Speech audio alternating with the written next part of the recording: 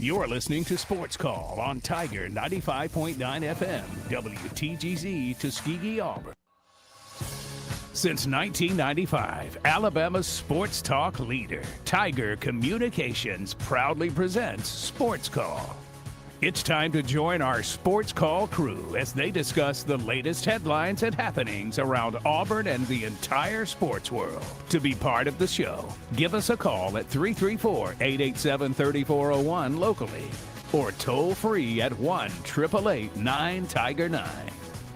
We're taking phone calls all show long and want to talk about whatever you've got on your mind. And now, coming to you live from the loveliest village on the plains, Auburn's first and Auburn's favorite sports talk show, Sports Call.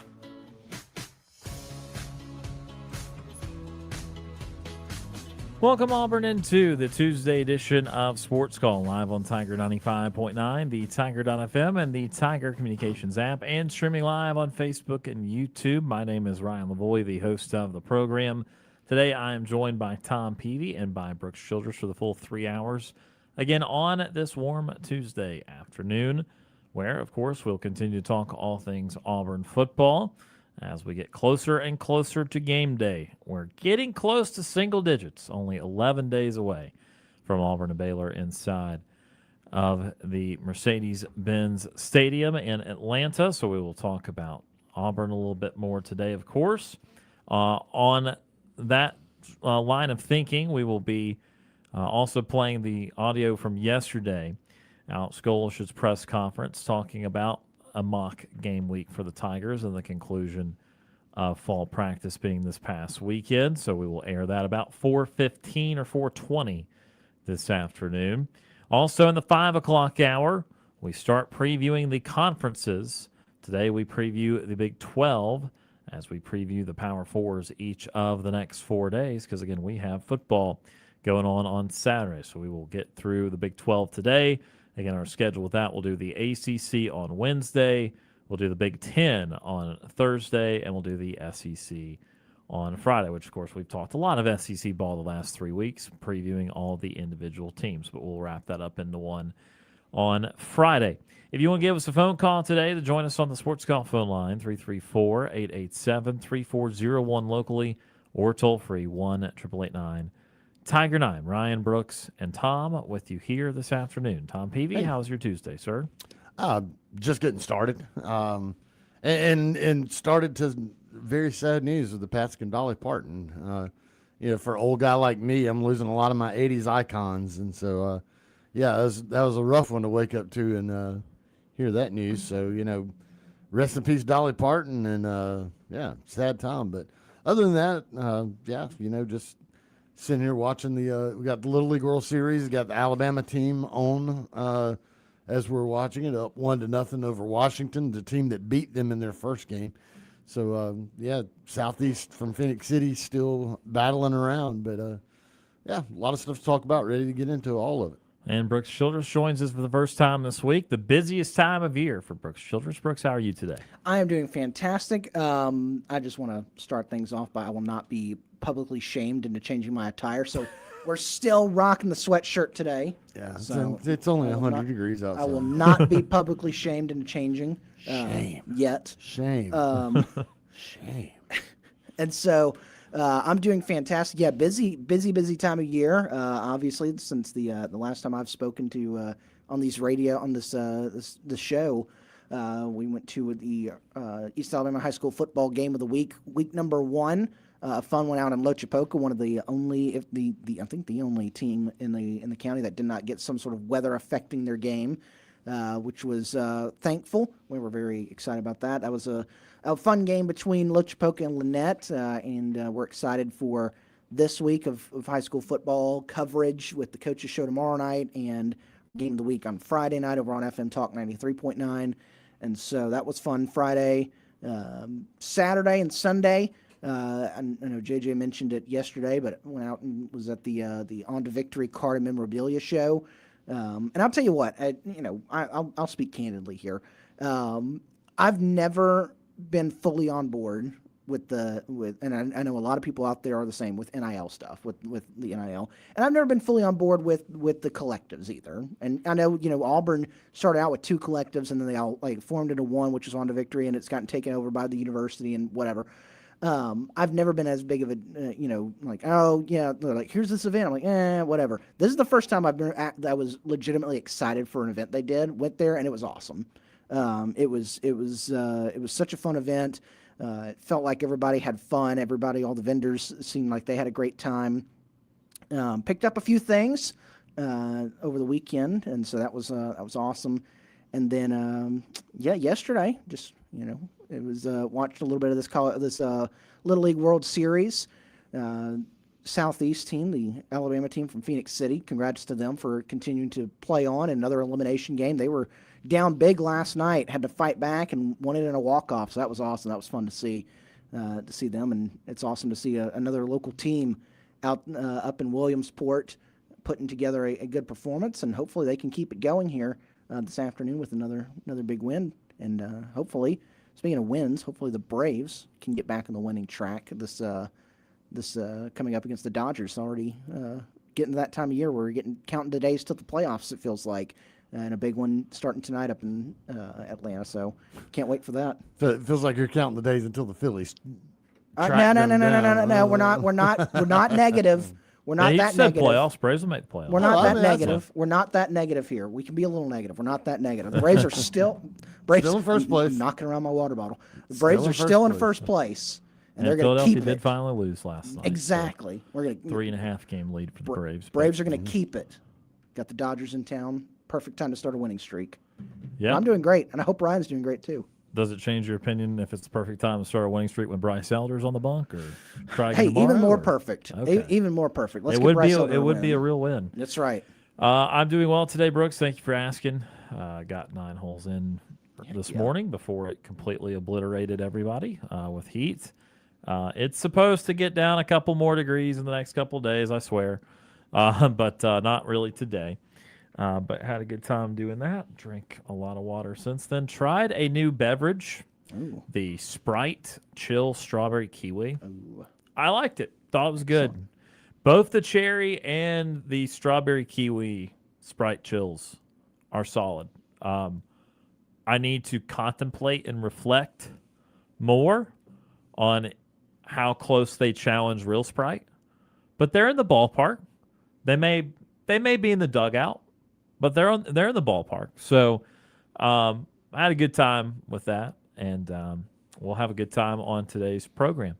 So let's get to it. Again, Alex Golish Audio, 4 o'clock hour, Big 12 conversation, the 5 o'clock hour, and, of course, your phone calls. We'll get to them in just a little bit, but as we always do, start with something Auburn when we can. Not much on the news front here today, but, gentlemen, we're 11 days away. If you want to talk about it in shows, we're 9 shows away, 8 once we conclude today. So we're getting closer and closer. We ourselves will begin looking at Baylor some in a way today, because we'll be looking at the Big 12 conversation, but we'll look at them more as a unit in this particular game coming up next Saturday. But, excitement building, beginning of a new tenure, hopefully a new era of Auburn football. Vibe's still on the right track. I'm not sure what's going to change much in the next 10 or 11 days. To me, it's kind of time to put them on. As the old ball coach say, lace up, see what happens. Because we are they're in mock game week now. I think that Auburn knows most of its position battles. I think they now know what they want to do across the lineups. They know they're going to have to play more guys than maybe on average. There's some positions they want to still get looks at on game day itself. But I don't think a whole lot's going to change in the next 10 or 11 days here. No, it's not. And you're not going to really fully know what's going on with this team until you see them against Baylor.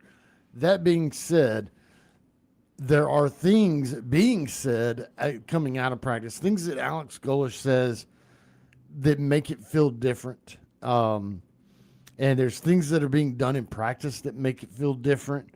Running scrimmage time and starting the offense on the 1 yard line and making them go the distance of the field, putting a lot of pressure on Byron Brown to do something like that. And it's also kind of what Alex Golish is saying, and kind of what Alex Golish is not saying. If you remember last year, what was it? Hugh Freeze said that he was having to tell DJ Durkin to kind of take it easy on the offense because the defense was just so good. But hey, we got to take it easy on the offense and give them a chance to grow and do some things. You're not hearing that this year. It's like, no, we're just going to get after it. It doesn't sound like there's any taking it easy on anybody. And those are the things that I like. Yeah, I just feel like Alex Golish has done and said all the right things through this entire time since he got hired here. And now as we're getting close to the season starting, you just kind of hope it all gets put together. Like I said, ultimately you're not going to know until we see it on the field, but it feels good and it feels better. It just feels like Auburn's in a better spot right now than they have been in the last couple of years. You shouldn't. I mean, here's the thing: is not to harp on the past regime, but you shouldn't have to. You shouldn't say anything about taking it easy on anybody unless it's hitting a quarterback in practice. Like there should not be the hey, take it easy on the offense. Like, no. You. This is the SEC. Nobody out there is going to take it easy on you. You don't need to be taking it easy on anybody. If your offense is much better than your defense, keep proving it. Make sure that they get better by giving them the business. Same on defense. It's just that was it continues to just irk me from that quote last year. I know I was mad about it last year, and it just continues to be that. But I think that's that's something that continues to be the difference here in regimes and in the coaching staffs is that you haven't heard any of that. Now, maybe, obviously not everything's said outside of closed doors. Maybe he said it at some point, but he's not out there saying it to the public, saying it to the media to let it get out because that's just like, that was not a smart move, not a good look when you say, oh, offense, we got to let our offense go easy on our offense. No, that's not, no. Something that I'm still waiting with bated breath for is that depth chart. We still haven't seen an official depth chart from Auburn football. I know you can kind of piece things together, folks going to practice, seeing things, but we still haven't gotten that official depth chart with all the oars and everything on it. And so, and I'm not talking about PJ Fleck, row the boat. Yeah, not an OAR or, but that's right, an OR or. So that's what I'm kind of still waiting on that to see that official depth chart. Because Ryan, you were talking about it. You mentioned it a little bit ago. Everything's kind of getting figured out. You're trying to, you kind of know where guys are going to be. But we as fans, we as media don't have that full scope of what this depth chart's going to look like until we actually get the piece of paper on our hand and say, this is what we're looking at here at this point in camp. And at this point, I wonder if they're just going to wait till game week, next week, because you feel like it would have been typical to release it when Golish had his presser yesterday. So you wonder if they're just going to wait and say, next week. Here's this on Monday or Tuesday, whenever the presser is, and jump into it on actual game week. So that's what I'm still waiting on to see some of those position battles that still could be going on, how those going to shake out. Yeah, I think that they, though, internally have probably moved on in most of the battles because of what Alex Golish said timeline-wise coming into fall camp, which was by the end of fall camp, you're going to see guys down in the depth chart that are, in fact, down in the depth chart get first and second team reps so that they get some more work at the end of it. And we saw that at the end of last week. Alvin Henderson was getting more reps. I hate to break that to people. That does not mean Alvin Henderson's going to get second team on the depth chart. He is going to be fourth or fifth team. They got Rise Brush in at quarterback. That does not mean he is beating out Lachlan Hewitt and certainly not Tristan Tia on the depth chart. They're just getting some work in.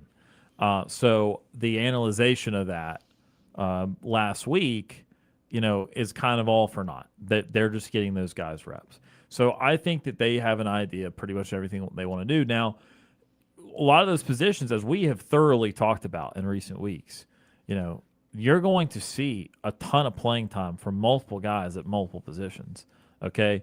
Even at running back. Jeremiah Cobb's great. He is not going to play 90% of the snaps. It will not happen. He will not get 90% of the touches. The receivers, even Keyshawn Singleton, and people love, Chaz Nimrod, Jeremiah Coker, they're going to play a lot. But then they're also going to get guys like Christian Neptune in. And they're going to get Deshaun Spencer in. And they're going to get guys probably about 6 deep in at wide receiver. Tight end, who finally, Alex Gulch talked a little bit about yesterday. They're going to be playing Jonathan Eccles. They're going to play Jake Johnson. I think they'll play Arliss Boardingham. Maybe even somebody else. Xavier maybe Xavier. So I think that they will play all these guys. That's their intent. And that's going to be their intent for the majority of the season.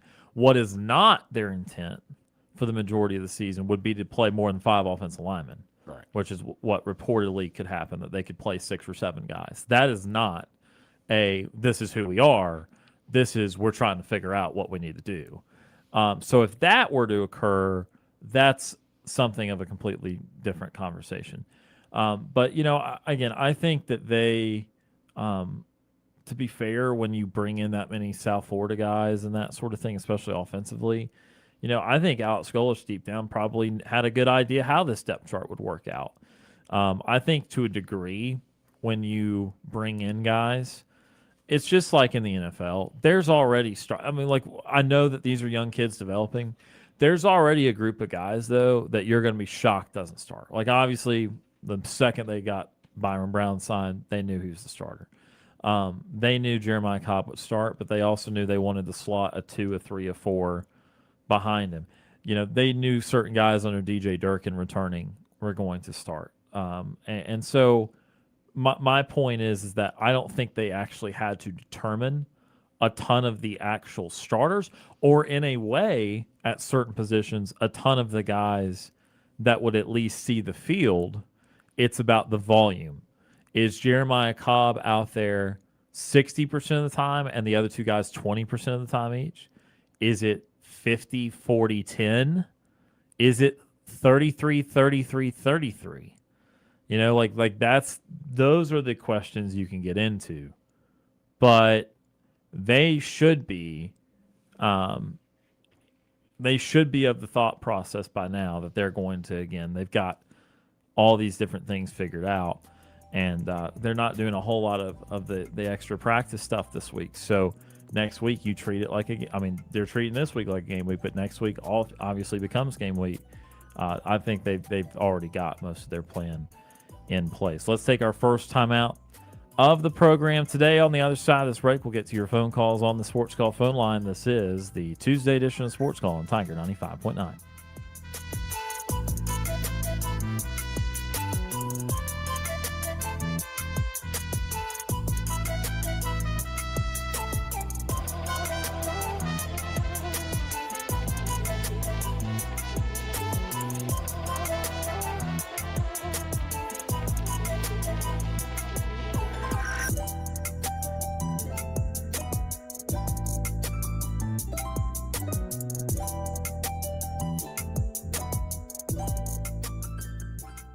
Looking for another way to listen to our show? Be sure to download the Tiger Communications app and listen to Sports Call wherever you go. Weather brought to you by Auburn University Credit Union. Looking for the best credit card rate in town? The rate on Auburn University Credit Union's MasterCard starts at 7.9% APR. That's right, 7.9% APR. For more information or to apply, visit one of their 3 locations or myaucu.org. Annual percentage rate. Auburn University Credit Union is an equal opportunity lender. High temperatures today will still be hanging out in the low 90s. We will see a good bit of sunshine. Only about a 20% chance of an isolated shower or thunderstorm in the afternoon hours. Lows will be right around 70. Wednesday should start the trend of slightly better days temperature-wise. Upper 80s for most of the area, maybe peaking to 90 in a few places. We will see about a quarter of the area seeing a few showers and thunderstorms, and lows again in the low 70s. I'm Ryan Lavoie for your Tiger Communications weather update. Frederick Dean Funeral Home and Crematory is here for you when you need us. With locations in Lee, Chambers, and Tallapoosa counties, serving the people of East Alabama and West Georgia since 1900. A family-owned and operated business, skip the hassle of the big corporate mortuaries. Our kind, compassionate team members are standing by to assist your family in the hardest of times. An on-site crematory, private cemetery, and a choice of facilities makes Frederick Dean unique. Visit us at frederickdean.com. You remember the burgers, you remember the buns, you even remember the ice, but you forgot the beer? Rookie mistake. Save the cookout by showing up with Blue Moon Belgian White. Its crisp, refreshing taste with Valencia orange peel and that iconic orange garnish turns an oops into an awesome. Because when the beer's this good, people tend to forget what you forgot in the first place. Blue Moon Belgian White, made brighter. Please enjoy responsibly. The best high school football lives each week on FM Talk 93.9. The East Alabama High School Football Game of the Week returns for another action-packed season, and you can hear all the best games from the area each week with myself, Brooks Childress, and the rest of the crew on the call. Coverage begins with the countdown to kickoff each game day, and you can hear all the action online at thetiger.fm and on the free Tiger Communications app. It's the East Alabama High School Football Game of the Week only on FM Talk 93.9. Brought to you by Fairway Auto Brokers, Southern State Community College, United Auto Collision, Lifesavers Mission Thrift Store, Jeffcoat Trent Funeral Home, Sons Ford, and Auburn Reaper Graphics. Looking for a new fitness home? Look no further than Tiger Iron Gym in Auburn. Our fitness area spans over 20,000 square feet, providing ample space for all your workout needs. Featuring an AstroTurf training area, an extensive range of cardio equipment that will get your heart pumping, and we are one of the largest 24-hour free weight gyms in America. Worried about parking? Don't. We have you covered with tons of parking spaces so you can focus on your workout. And we are open 24 hours a day, 7 days a week, 365 days a year to fit your busy schedule. Plus, we're locally owned and operated, not some big corporate gym. And you can experience all of this for just $29.99 a month with no contract. Join us today and take charge of your fitness goals. Tiger Iron Gym, South College Street in Auburn. The Lee County Literacy Coalition provides adults with one-on-one tutoring for reading, writing, math, and GED prep. We also provide financial, digital, and health literacy workshops and host an ESL book club. All services are provided at no cost and are open to the public. For more information, visit our website at leecounty.literacy.org or call 334-705-0001, 334-705-0001. This is former Auburn football player Danny Skutak, and you are listening to the Abby Award-winning Sports Call Auburn.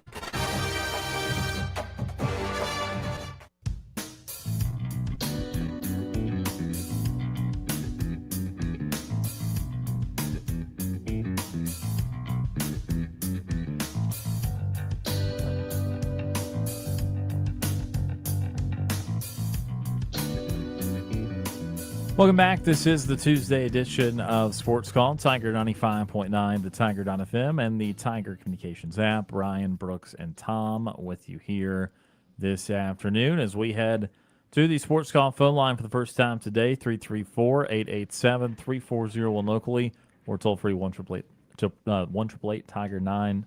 Excuse me, should I try that again? Yeah. I have a redo hour, 334-887-3401 locally.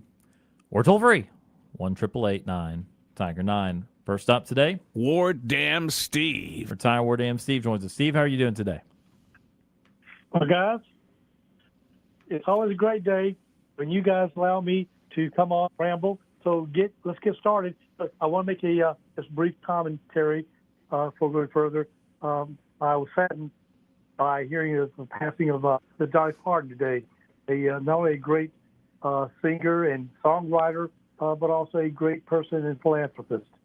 So with that said, guys, bring this to your attention. You may already be aware of it. I did not know about it, but apparently if you are a full-time student, undergraduate, or a full-time graduate student, are eligible to apply to be part of the Auburn team as a walk-on.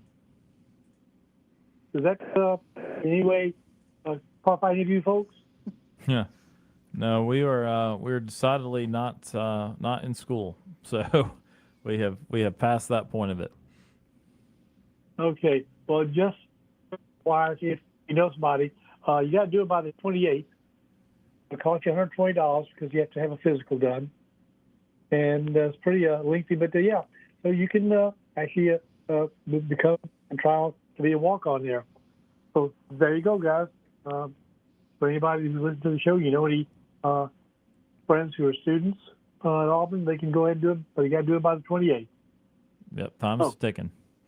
All right, so I was thinking about it, but I said, guys, they're not giving, not giving any people, in my age category, a chance to even try. There are some.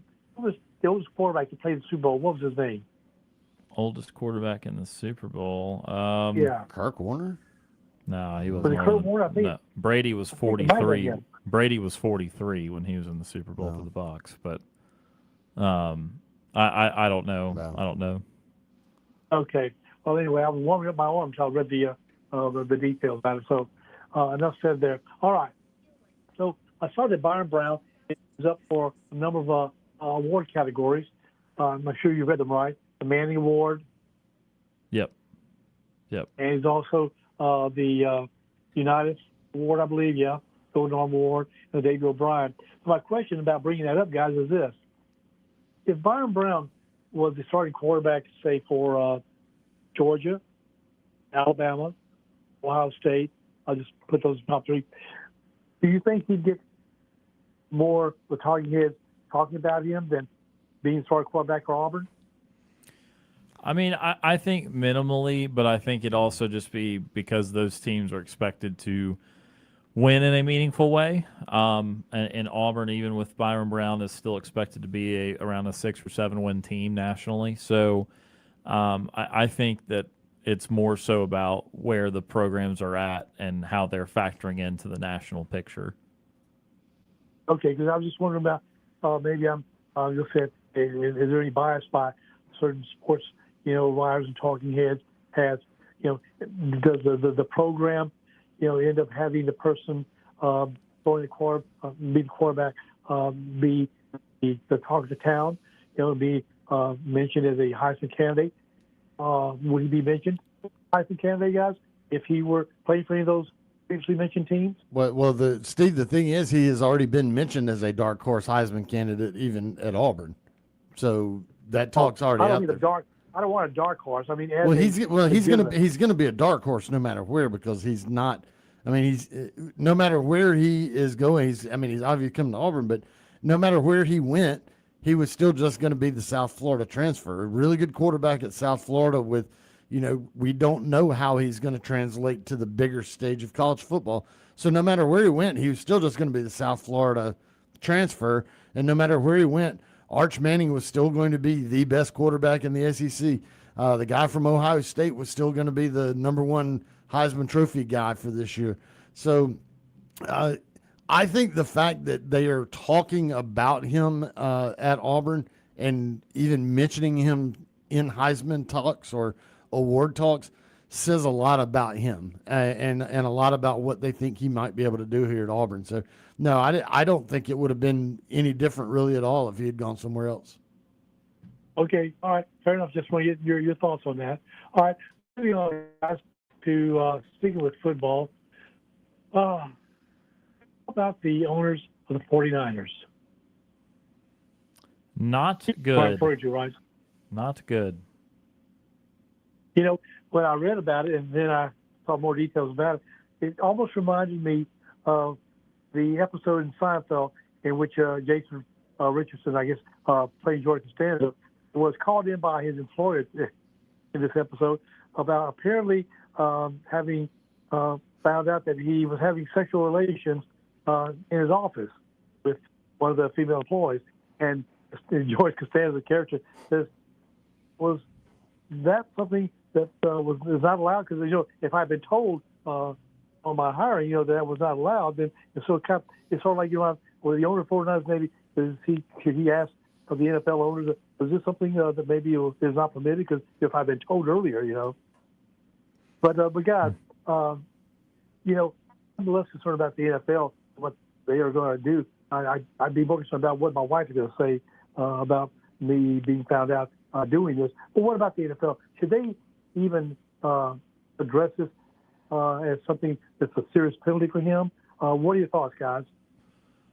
Yeah, I don't know the entire storyline on it. Right. I mean, arrested for some sort of prostitution Right, soliciting, right, yeah. right. So I don't.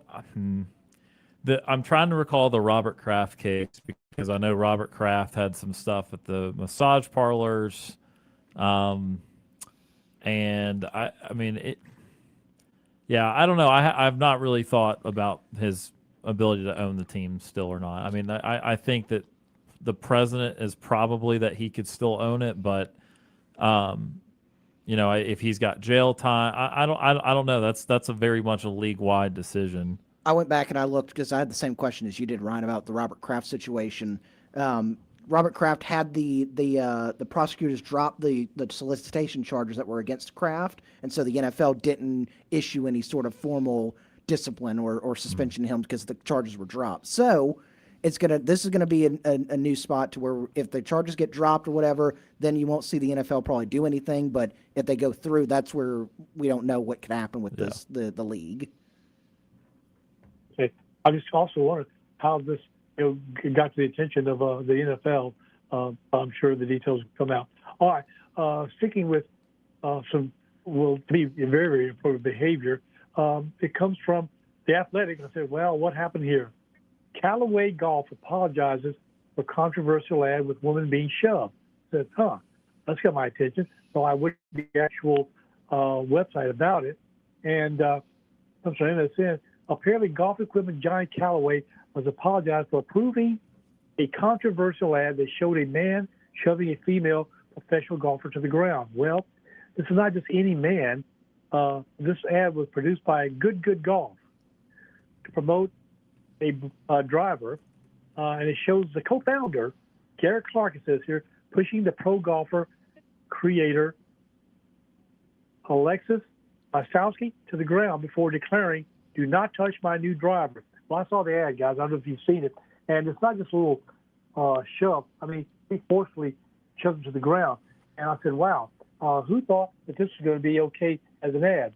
And so the response from the company after this went severely backlash from numerous people and sports writers, I guess, they said that what? The approval should never have happened. Mistakes were made, and we were taking the matter very seriously. The content was inappropriate, does not reflect our values. You mean our public values because we got caught with it and people didn't like it, or private values? Because guys are asking the question right here, wait a minute, guys.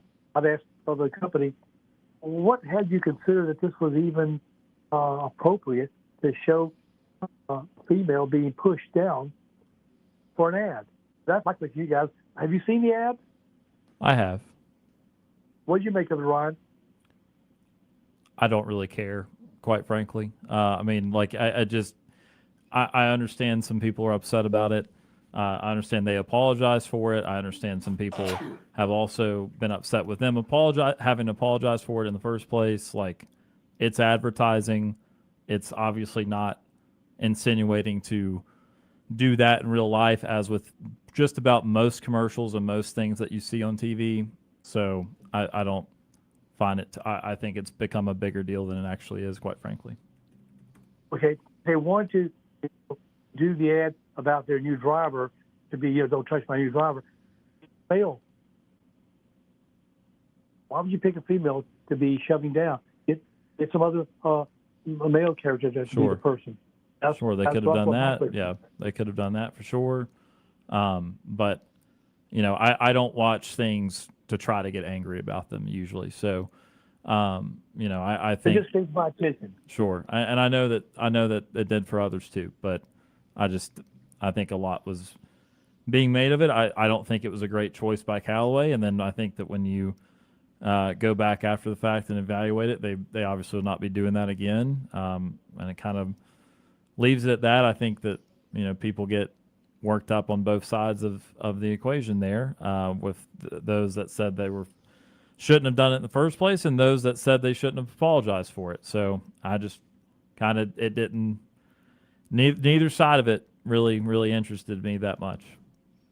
All right, let's move on real quickly because this came again from The Athletic. I said, what happened last night in the Diamondback Chicago Cubs game?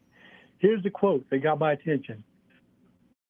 What's funny in April is not funny in August. Everybody's edgy, and they're protecting their side. We're protecting our side, and that's as far as I want to go with it. You know what this is about, right? Tell us. Okay. Well, I didn't know it happened until I talked to the Athletic again. Merrill Kelly accuses Chicago Cubs coach of relaying signs, the third base coach, and calls it a little bush league. Apparently, Kelly, starting pitcher for the Diamondbacks, in the fifth inning, said he wasn't having any of it. He'd gotten tired of it, and he suspected that the Cubs third base coach, Quentin Berry, was relaying signs to his hitters from the coach's box. Right. You guys, you don't know about this happening last night? I did not, but I would say about Major League Baseball, there's a huge difference in that than, again, what the Astros did several years ago. The trying to steal signs has been happening for the entirety of Major League Baseball's existence. And you're correct, Ryan. Yeah. I seem to interrupt you. However, this is the more nuance that, and he even said it, hey, this has been on for law for ages, However, he said, this doesn't need to be happening from coaches. Yeah, batters and the players, yeah, but not from a coach. That was his point. Right, and I agree with that. I was just going to say that there's always a nuance over time, and with the Astros part of it, it was such a team-wide. That involved coaches too, and it involved things that should not be involved, like trash cans and all kinds of things. This is at least, I don't think as apprehensible as that, but the coach. You ask, well, then when the players just steal signs, are they just looking the other way? Well, yeah, they kind of just looking the other way. I have always found there's still a little bit of difference between actively participating and just choosing to ignore it. I do feel that in walks of life there is a difference there. So, when coaches are now partaking in that gets to be a little bit more of an unsportsmanlike issue where if you're imagining every pitching coach or every manager, every third base coach, whatever, all trying to desperately that's looks like fastball away. Oh, that's curveball down. That would be getting to be silly. So I do think that is a step too far. So do you expect any kind of repercussions from the league? I don't know what Rob Manfred's going to do. I maybe a 1 game or 2 game suspension I could see, something very small. I wouldn't go to a hefty suspension. I don't think it's that terrible, but I do think it is something you don't want happening. So I think you got to give some sort of punishment for it. Okay, real quickly then staying with Major League Baseball. We were talking about the Braves. Finally, the Phillies lost last night. They broke a 9-game winning streak, right? Yes, they did. I think they lost to the Mariners 9-2 or something like that. Okay. Well, the Athletic has come out with their Major League Baseball power rankings. They have a question for each one of these teams. Number 1 is Milwaukee Brewers, 2 the Dodgers, 3 the Cubs, and finally number 4 the Braves. Their question for the Braves is this: is this the most hit or miss World Series contender? What do you think, guys? Yeah, I think from their standpoint of just how hot and cold they've had. They've had a couple of months where you could argue they're the best team in the league. They've had a couple of months where they look like last year's team that didn't make the playoffs. Right now they've been in a hitting swoon where I have to get the exact number, but I don't know the last time they scored more than 4 runs in a game. It's been a while.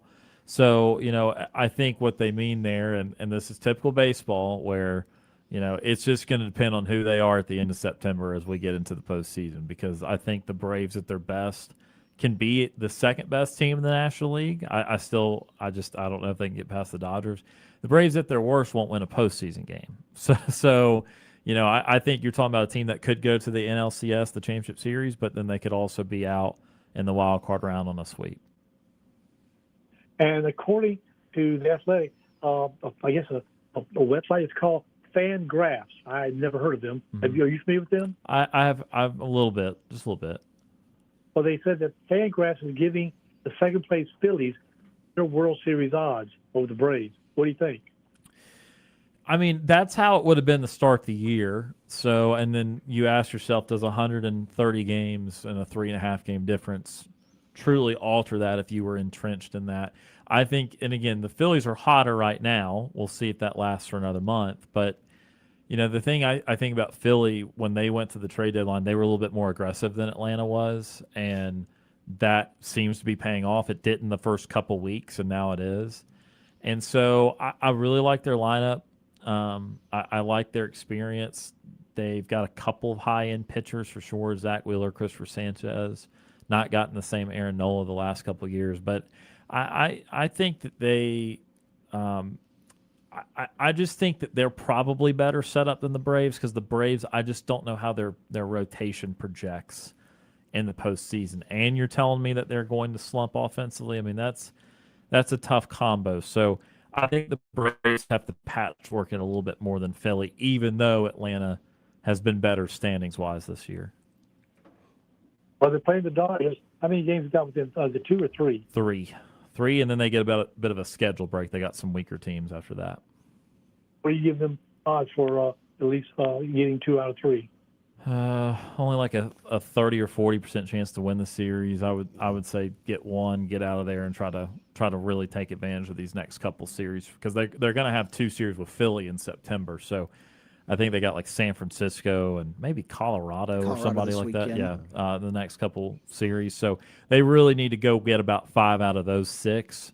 So you're just trying to make sure you don't get swept by LA. Okay, and just real quickly to our football program again, I saw where Mr. Cam Newton is going to be the honorary captain for the Baylor game for us.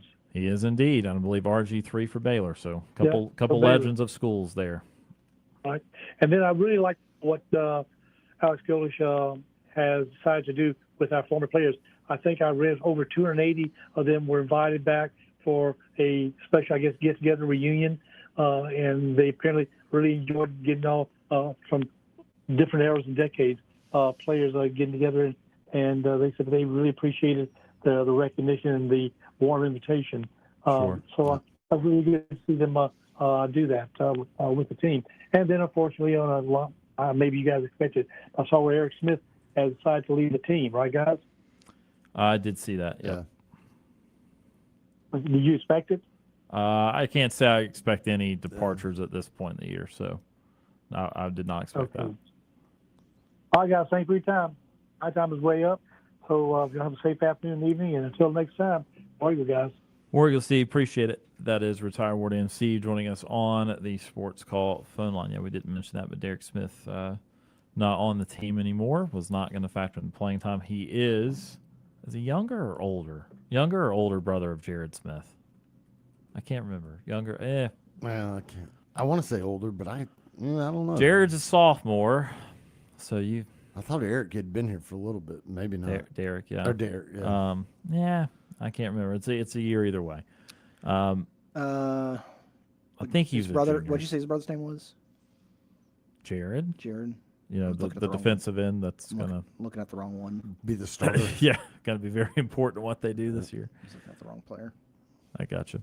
It's all good. All right, let's go back to the Sports Call phone line, 334-887-3401 locally, or toll-free 1-888-9-TIGER-9. Next up, James from Montgomery. James joins us. James, how are you doing today? I'm good. I'm War Eagle. War Eagle. War Eagle. I know that Steve was talking about the 2 captains that were going to be actually at the game this next week between Auburn and Baylor, and I think that's a really good.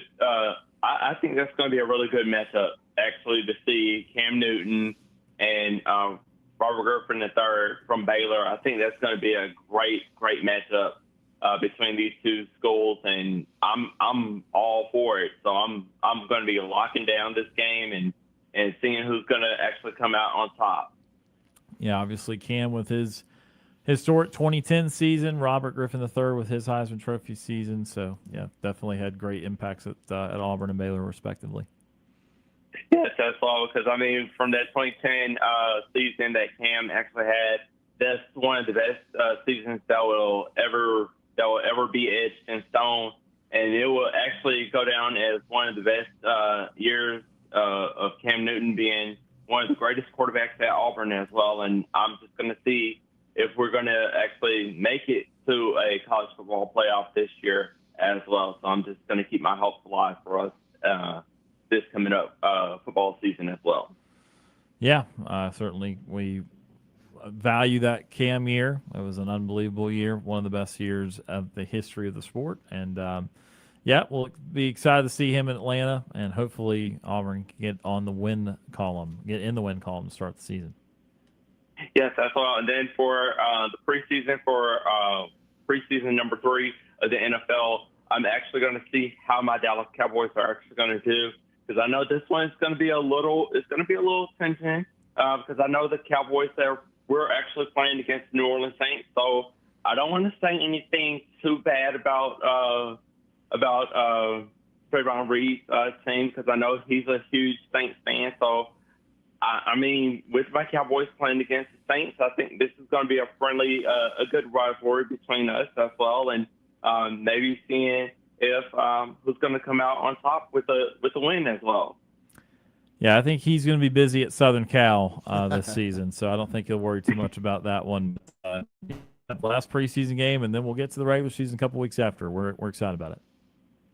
Yes, as well, because I am actually I'm so excited for the regular season to actually start, because I'm actually going to be looking at who I'm going to actually be putting for my fantasy roster. So I'm actually going to be looking at the players I'm actually going to be putting into my roster spot as well, and seeing if I'm going to win this year as well. So for the NFL football season, fantasy football season that's going to start, I'm actually having 2 fantasy rosters going simultaneously as well, one from the NFL and one from ESPN as well. So that's going to be something I'm actually going to be looking forward to. Yeah, I know you play fantasy each and every year, and it's time to draft those teams and see how it goes this year. Yes, as well. And then with my Dallas Wings playing tonight, I'm just going to see how Paige Beckers is actually going to do, and see if we're going to actually make it to a championship run, and see how things are going to go after the game is said and done. Yep, again, getting closer and closer to the playoff picture. Again, Dallas looks like they'll be in the playoffs, so we'll see how this goes here down the stretch. Yes, as well, because I'm actually ready for the college football season. So it's going to be right around the corner for week 0. So I got a couple of games I'm going to be watching this coming up week, and I'm ready for the college football season to actually start off as well. We are also, again, week 0 this Saturday, and then the Auburn game next Saturday. So, yeah, we're certainly looking forward to getting this thing going. We've been counting down the days here. Yes, as well. And then with the U.S. Open starting, I think they start this week. So it's going to be actually looking pretty good as well. So I'm just trying to see who's actually going to show up in New York. And this is actually going to be something I'm going to be watching as well. Yep, they are going there at Arthur Ashe and all those venues up in New York this week. So we'll see how the U.S. Open goes. All right, so I'll talk to y'all guys tomorrow. War Eagle. War Eagle. That is James from Montgomery joining us on the Sports Call phone line. I looked it up. I was looking at the right one. So Eric Smith has departed Auburn. His brother was Derek Duke Smith, who was left the program in January. Oh, okay. Because I looked up Jared Smith. I'm like, he doesn't have a brother named Eric. And then I was Okay. so they both went to Southside High School over in Selma. I can't Gotcha. find where Okay. Duke ended up transferring, because he left the program in January. But now his twin brother, Eric, is now gone. Gotcha. Okay. I missed that one. I guess I'm thinking of the Fagans that both came from Thompson. Because did Jared Smith not go to Thompson? Yeah. Jared Smith went to Thompson. Okay, maybe I'm just thinking, the two Fagans from Thompson also. I don't know. But you did have 2 from Southside Selma, so there you go. Appreciate the research. And Duke was the more high touted one. I think he was one of the top wide receiver prospects in the state when he signed.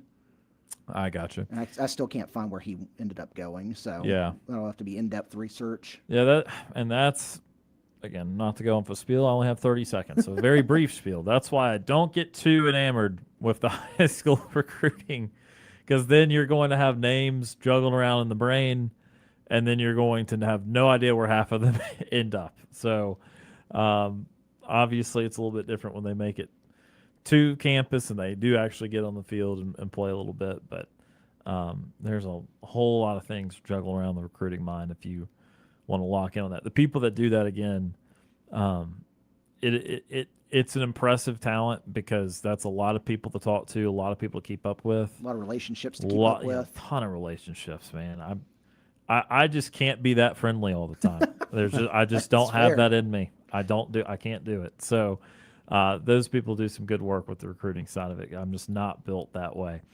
All right, we're out of time for hour number 1 of the program. Again, still ahead. Hour number 2, we will play the audio from Alex Golish talking about this football team as it transitions from fall camp into a mock game week.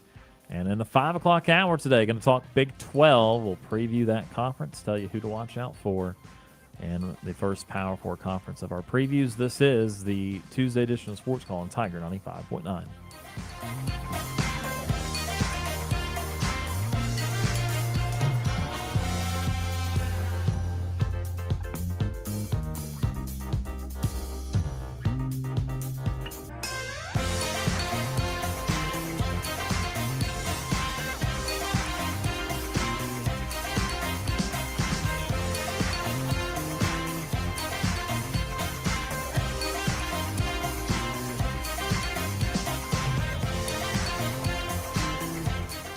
1 hour of our show is in the books. We've got more to come. Stay tuned for another hour of Sports Call right after the break.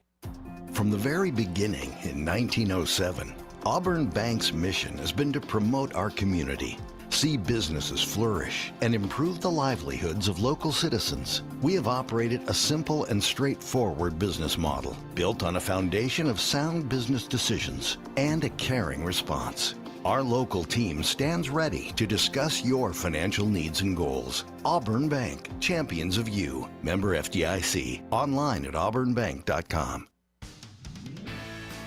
Hey everybody, this is Brandon Maxwell with Fairway Auto Brokers. Back to school deals are here and you deserve a new ride. With over 150 of the finest pre-owned vehicles in stock, we make car buying fun and easy for the whole family. As Lee County's #1 place to buy a pre-owned vehicle, come see why Fairway is the difference. Visit us at www.fab-auto.com or stop by today at 1777 East Glen Avenue in Auburn, Alabama. It's heating up at Sons Ford in Auburn with the hottest sale of the year. Now's the time to save big on a huge selection of new Ford trucks, SUVs, and cars. Whether you're looking for a rugged F-150, a family-friendly Explorer, or a fuel-efficient Escape, you'll find incredible deals waiting for you. Don't let these summer savings pass you by. Visit Sons Ford in Auburn today or shop online at sonsford.com and pick the Ford you've been wanting at a price you'll love. Sons Ford in Auburn, where the hottest deals of the year are happening now. Life can get hectic. That's why Progressive provides claim support 24/7, 365 days a year, all the time. But not like in a desperate way. We're not just waiting online for you to talk to us or waiting by the phone. I mean, we are waiting by the phone, but not like staring at it. Well, now I am. I'm staring at it. The point is, Progressive claim support is here for you 24/7 in a totally chill, normal way. Progressive Casualty Insurance Company and Affiliates, not available in all states or situations.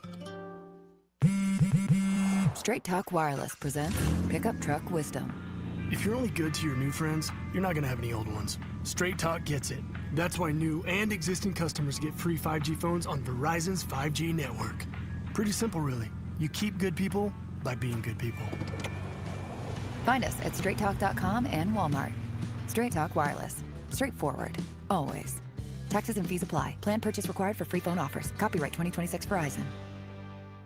Football season is here, Auburn. Let Waldo's Chicken and Beer on South Collins Street take care of the cooking for your next tailgate. We offer catering with delivery so you can spend more time enjoying the game and less time in the kitchen. Watching from home, we've got you covered there too. Waldo's proudly supports our local high school teams and we offer convenient to-go orders for your away games. Reserve your catering dates now at a.u.catering@waldos.com. Waldo's Chicken and Beer. Let us handle the food while you handle the fun.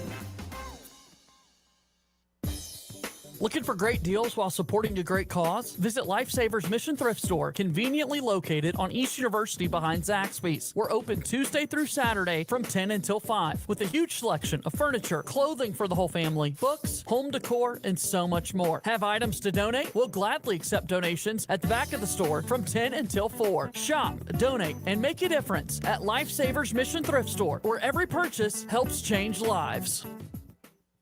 The summer heat is here, and the best way to make sure you stay cool all season long is to give May Refrigeration a call. When your AC goes out or needs maintenance, May Refrigeration's technicians are trained and equipped to handle anything that comes their way. And don't forget, it's never a bad time to get your heating system checked, especially when you aren't using it. Give May Refrigeration a call today at 745-COLD. That's 745-COLD. So for quality customer service that you can count on every time, May Refrigeration, proudly serving the Auburn and Opelika area.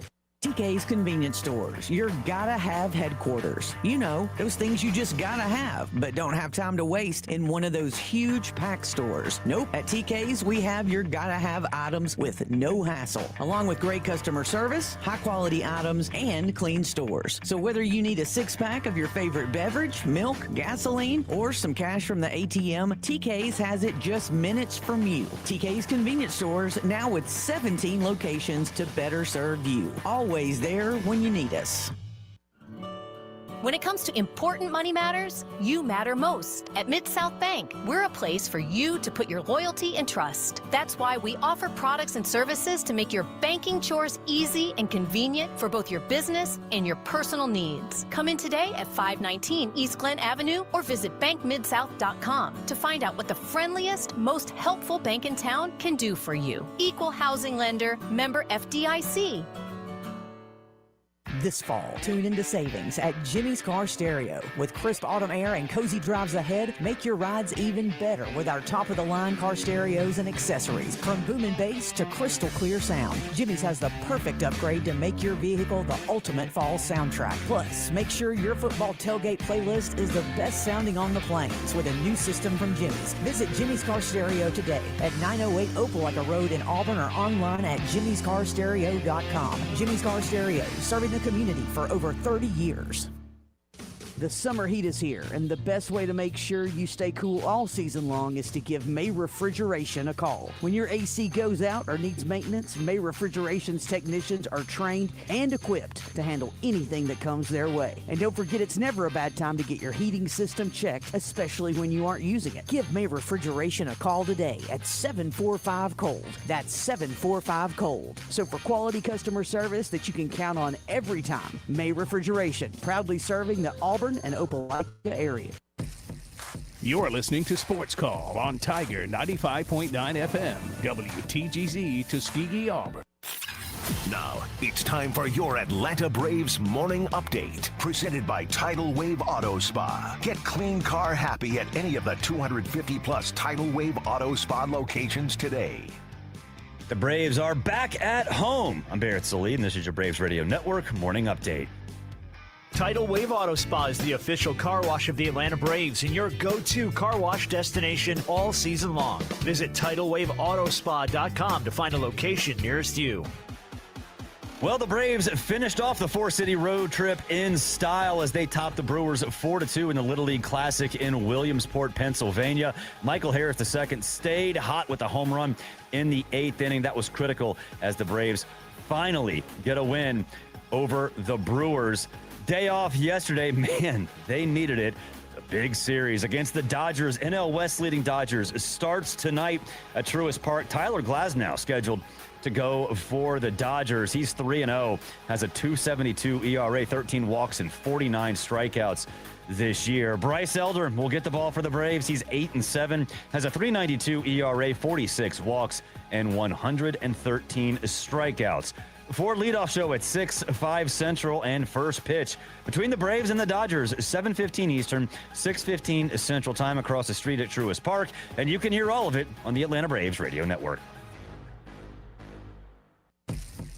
You are listening to Sports Call on Tiger 95.9 FM, WTGZ Tuskegee, Auburn. Since 1995, Alabama's sports talk leader, Tiger Communications, proudly presents Sports Call. It's time to join our Sports Call crew as they discuss the latest headlines and happenings around Auburn and the entire sports world. To be part of the show, give us a call at 334-887-3401 locally or toll free at 1-888-9-TIGER-9. We're taking phone calls all show long and want to talk about whatever you've got on your mind. And now, coming to you live from the loveliest village on the plains, Auburn's first and Auburn's favorite sports talk show, Sports Call.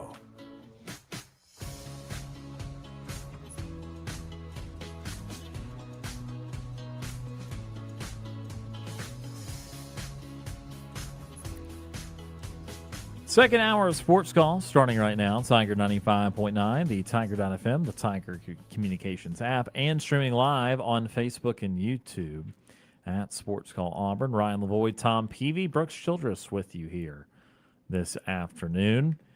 I swear it will cool down at some point. It's not right now. Yeah, I think tomorrow, maybe a little, degree or two, 90, 89. Then the next day, mid-80s, but with rain. So you gotta take it or leave it. A little bit better, but rain. We have a winner. Yeah? We have a winner. The offensive coordinator of the game for Akron has been named. Oh, do we? Yep. We've got a winner. Let me first say, because I have not seen this. I know Big Cat. He was in there. And somebody else, like another celebrity or person, Dan Orlovsky maybe. I know Fuzzy memory. He bought something. I just hope it's not that. I hope it's a random dude. That's what I'm saying. The offensive coordinator of the game winner, presented by Arby's Steak Nuggets from the University of Akron, the Fighting Austin Scots, is Marty Wims II. Sure. Wims will assist head coach Joe Moorhead in designing the script of Akron's opening drive against Robert Morris on Saturday, September the 12th, up there in Akron. He's an Akron grad and longtime football season ticket holder. There you go. Wims serves as the CFO for Stark Enterprises. Whoa. Uh-oh. Whoa. He's a regular on game days with a group that includes his incredibly jealous friends Charlie and Jason. Wims is supported by his wife and 3 children and can't wait to talk ball with Coach Moorhead. That's the official release from Akron. I'm just glad it's someone that supported their program for a long time. It was a great gimmick, and it was a great, thing to engage. And if you wanted to pick somebody that you just knew, like, lived in the area that has been to some games before, that would have been fine too. My whole point was did not want it to be someone nationally known. Oh yeah, absolutely. That would have. Don't go chasing the clout. Yeah. So I'm glad about that, and that's going to be a cool experience. My woo when all this. So I'm watching the Little League World Series here. There's a vicious collision on plate right here. Yeah, I saw it at home plate. Alabama's playing right now. Phoenix City playing Washington. So he got the out though. Yeah, he did get Phoenix City was trying to tag up on a fly out in the third, and big collision on home plate. Goodness gracious. Yep. Good play by that Washington catcher for sure. Hang on to that. Don't know if you're supposed to be able to try. I know you're not. Yeah. And, I think they were just talking to the coaches about that. I mean, slow motion, shoulder to the face. Yeah, I mean, this is like something you'll see on Saturday in college football. Quite frankly. That's not targeting on Saturdays. The slow motion of the shoulder right to the jaw of that kid was goodness gracious. And I know the catcher had to get in the baseline, but he's also fielding the ball, right. Which is another thing that, like, even in Major League Baseball they don't do a great job with all the time. That it's a little bit. It turns out it doesn't come into play a ton, but sometimes the judgment calls on if a ball takes you to the baseline or not stress me out. I feel like you can kind of should be able to operate in that space as long as the ball is going to arrive there. Anyway, we digress. I got caught up in that because that just happened right as we were talking. I'm like, oh my Lord. So real quickly, again, we're going to get to Alex Golashani in just a few minutes. Let's talk Braves for a second. I did double back to figure out again the offensive swoon that they have had. Yeah. It is now 7 straight games they have not scored more than 4 runs, and it is 9 out of 10 that they have scored 4 runs or less. And by the way, the game they scored more than 4 runs, they scored 5. so it was not that they broke free for an explosion. So their offense has been sinking. You know, it started to sink last week, and I brought up the numbers to Tom, where it's like, hey, again, season-wide, you know, or season-long, I should say, they are not as bad as people make them out to be. They are top 5 in homers. They have been about 11th in runs scored, batting average, all that.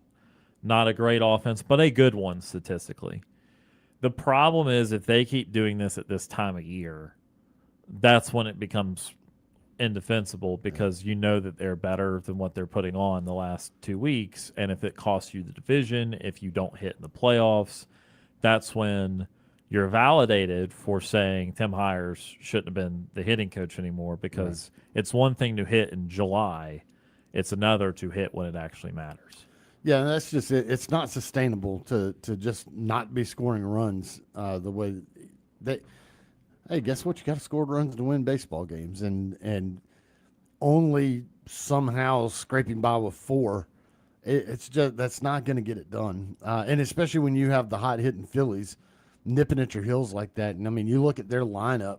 You know, that's just such a dangerous lineup that can put up a lot of points. And yeah, I mean, I don't know. It's one of those things where it feels like we've been saying since June is, you know, they've got to figure it out. And it's like, you know, figure it out. And they'll have a game or two where it's like, it looks like they've kind of got it done. It's like, okay, they look more like a playoff team.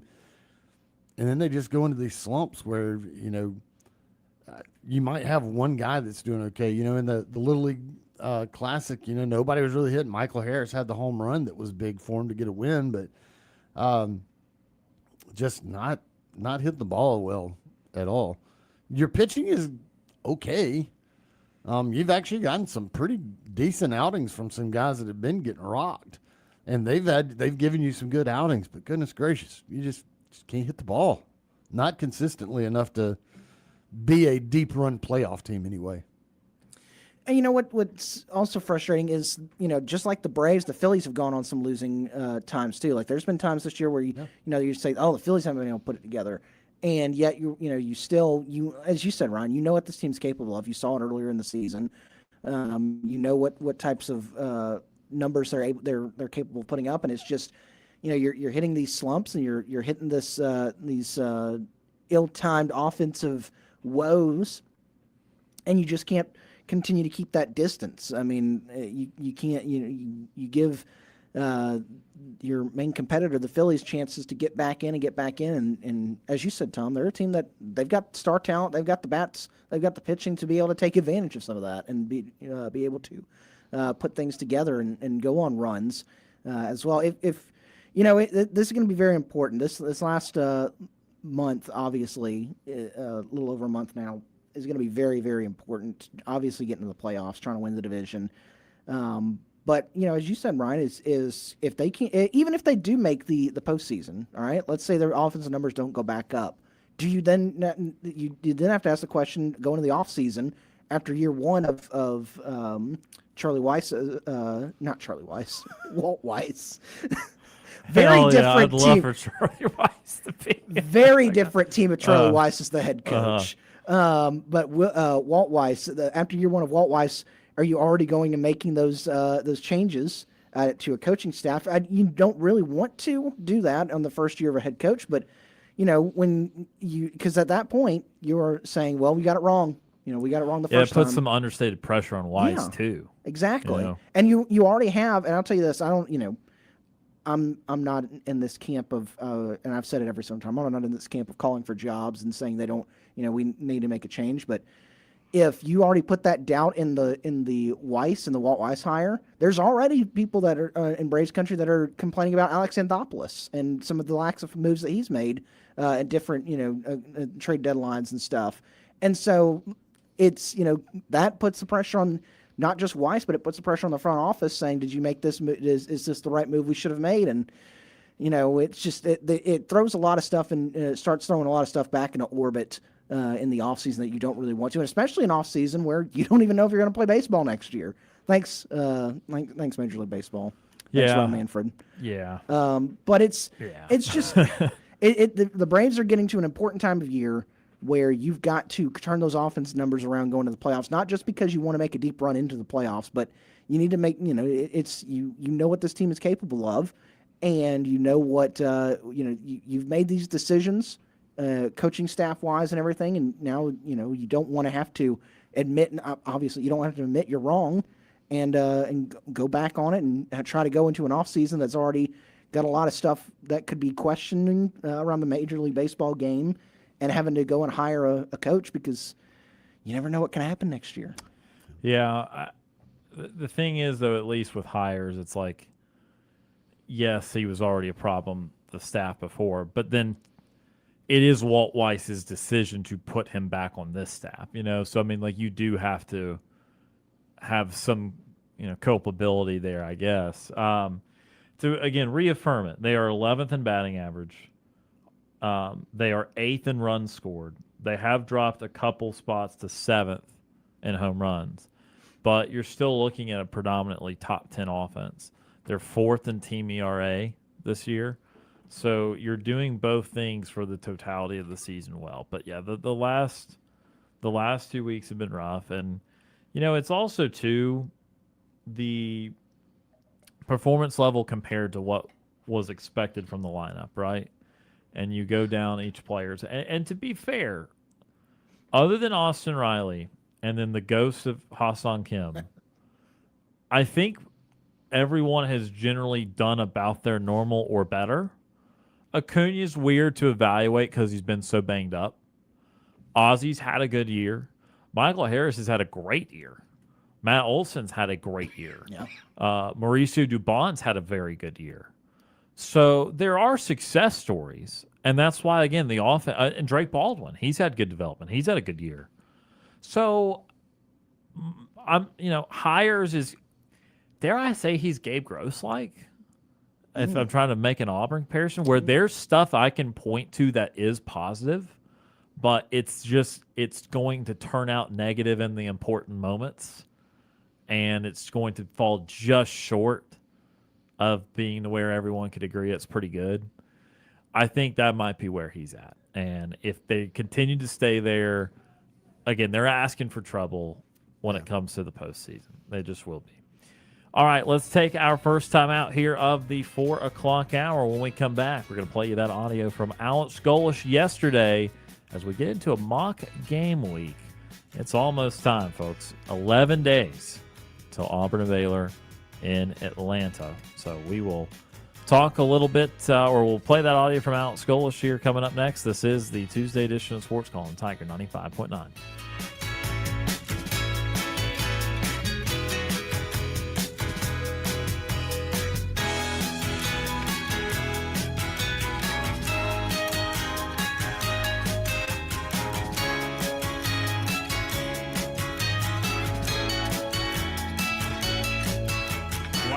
Easy it is to listen to our show? All you have to do with your Amazon smart device is say, Alexa, play Sports Call Auburn. Weather brought to you by Auburn University Credit Union. Tiger Rewards checking at Auburn University Credit Union gives you the tools to manage your credit, monitor for fraud, telehealth services, loan discounts, and more. Visit myaucu.org for more details. Federally insured by the NCUA, Equal Opportunity Lender. High temperatures today will still be hanging out in the low 90s. We will see a good bit of sunshine. Only about a 20% chance of an isolated shower or thunderstorm in the afternoon hours. Lows will be right around 70. Wednesday should start the trend of slightly better days temperature-wise. Upper 80s for most of the area, maybe peaking to 90 in a few places. We will see about a quarter of the area seeing a few showers and thunderstorms, and lows again in the low 70s. I'm Ryan Lavoie for your Tiger Communications weather update.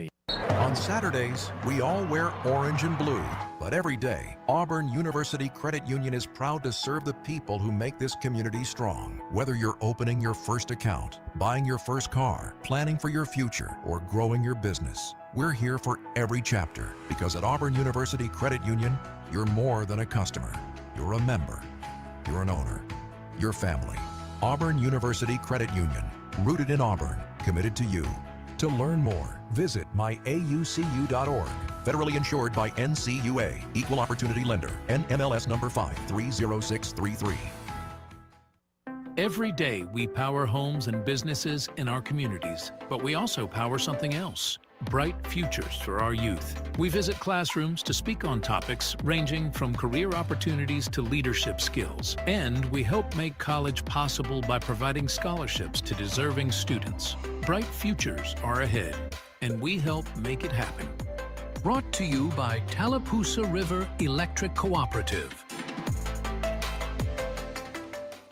Looking for a new fitness home? Look no further than Tiger Iron Gym in Auburn. Our fitness area spans over 20,000 square feet, providing ample space for all your workout needs. Featuring an AstroTurf training area, an extensive range of cardio equipment that will get your heart pumping, and we are one of the largest 24-hour free weight gyms in America. Worried about parking? Don't. We have you covered with tons of parking spaces so you can focus on your workout. And we are open 24 hours a day, 7 days a week, 365 days a year to fit your busy schedule. Plus, we're locally owned and operated, not some big corporate gym. And you can experience all of this for just $29.99 a month with no contract. Join us today and take charge of your fitness goals. Tiger Iron Gym, South College Street in Auburn.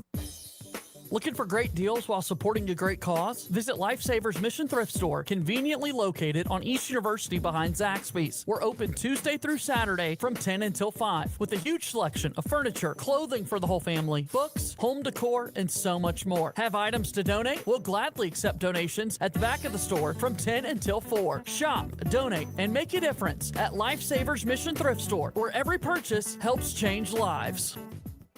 Whether it's enjoying the night in with good friends and close family or having some fun in the great outdoors, don't forget to grab an ice-cold Coca-Cola from one of your 17 local TK's convenience stores. Every sip of an ice-cold, refreshing Coke helps make whatever you're doing memorable. With a variety of options to choose from, TK's has a Coke for every occasion. So stop by any one of your local 17 TK's convenience stores today and pick up an ice-cold Coca-Cola. TK's convenience stores, always there when you need us. Some beers are made to blend in. Blue Moon Belgian White was brewed to stand out. Crafted with Valencia orange peel for a bright citrus taste and a smooth, refreshing finish, it's the perfect way to elevate any occasion. Served best with an orange garnish, every sip brings out its signature flavor. Whether you're unwinding, after work, or gathering with friends, reach for something a little brighter. Blue Moon Belgian White. Made brighter, please enjoy responsibly.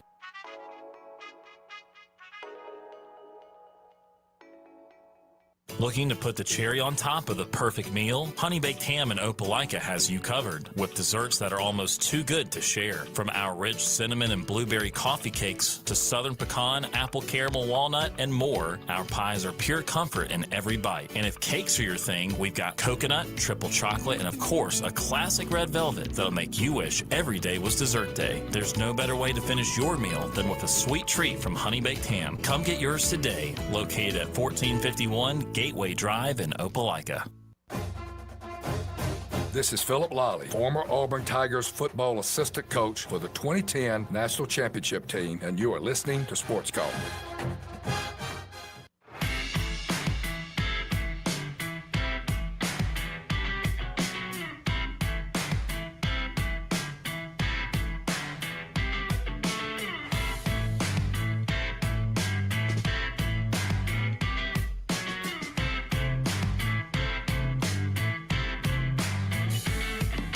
All right, guys, appreciate y'all being here.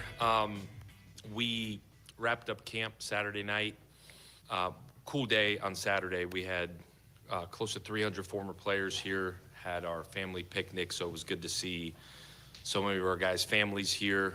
Had over 1,000 people here for practice, which brought some cool energy for our kids. I thought we finished well.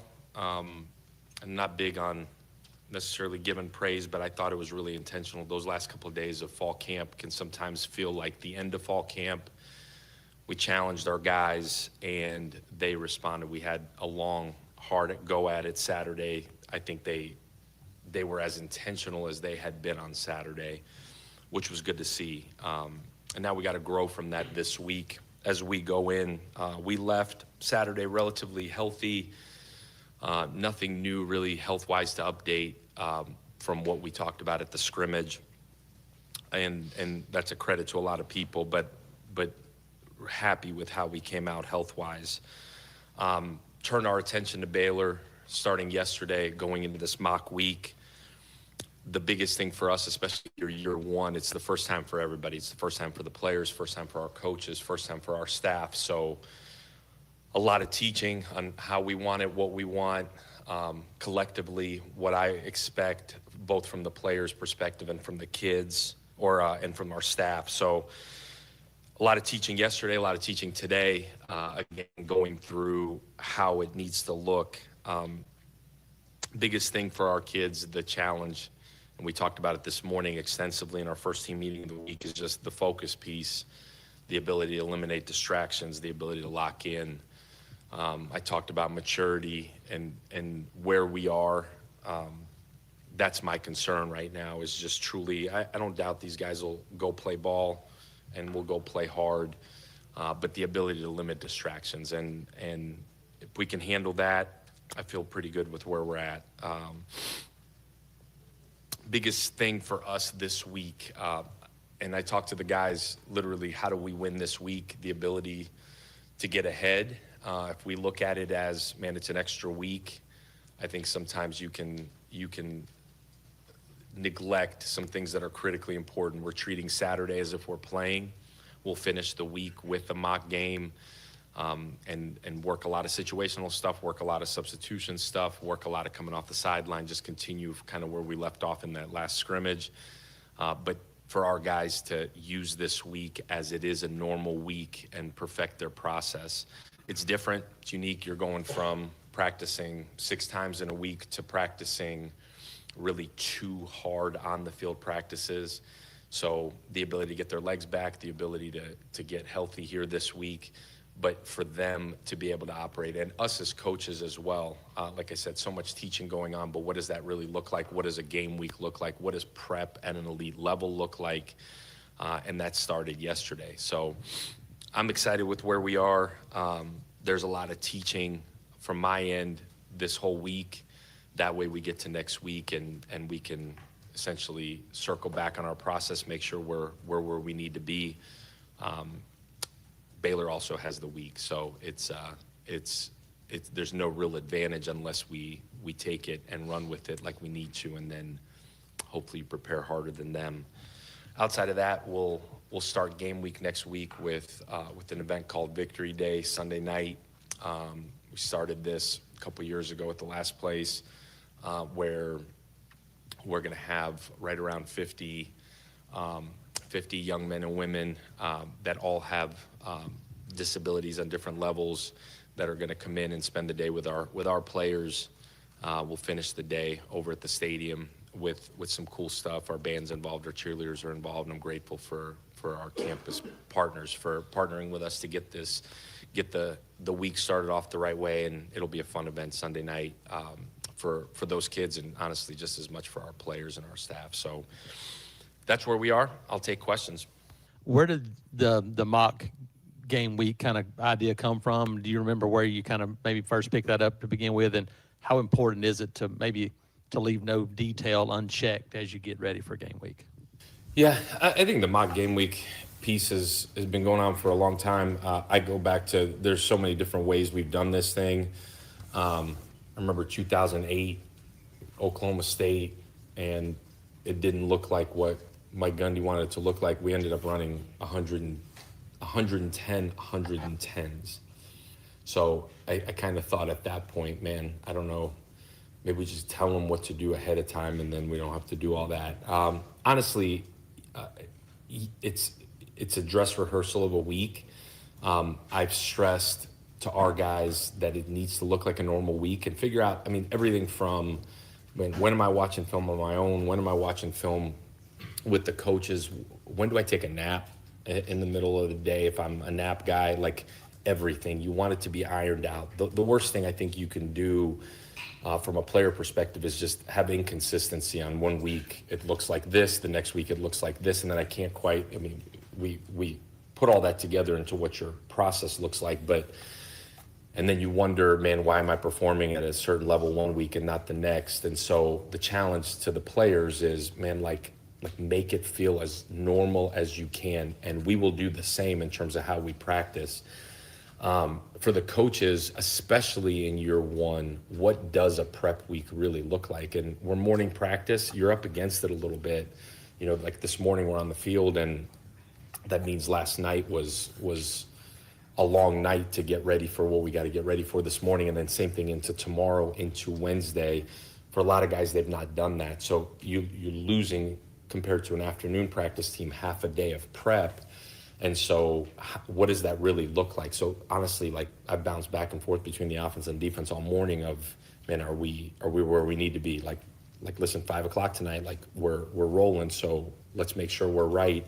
And you have a plan until you go and you try to execute it, and then you adjust as you go. But I think as much of a dress rehearsal as you can have from a game plan perspective. And I've challenged our coaches too, like, don't treat it like a mock week, treat it like a normal game week, because what happens sometimes too is you treat it like a mock week, and it's like, well, we'll just get to that next week, or man, we'll just put in a bunch and then we'll cut back, which is also could be detrimental in a lot of ways. I've been guilty of that. So I think just a culmination. I've seen different people do it different ways. For me, you treat it like a normal game week. We obviously don't play anybody Saturday, but we'll go out and we'll practice and then truly coordinate a game-like situation in terms of substitutions on, off, everything from special teams to special situations to sub packages on and off, turnovers, subbing off the sideline, all these things that, because still to this day have not been on the same sideline at the same time, working through substitutions and flow of game.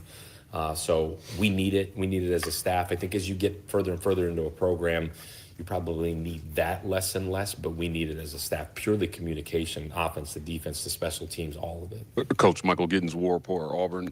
Can you, you said you turned your attention to Baylor yesterday or day before. Can you talk about what challenges you've seen that they present for you guys coming up next Saturday? And how does having a player like Bryson Washington, who was obviously with that team last year, help you maybe prepare for this game? Yeah, Mike, I think unique prep week one is always unique, especially if there's coaching changes. Obviously, drastically unique for them. Now they played Auburn a year ago. Defensively, there's some familiarity there. Unique offensively for us, simply because of a coordinator change on defense. So week one is always an interesting chess match, because you've got multiple things you're looking at and you're trying to guess a lot. And so that's what makes it kind of unique.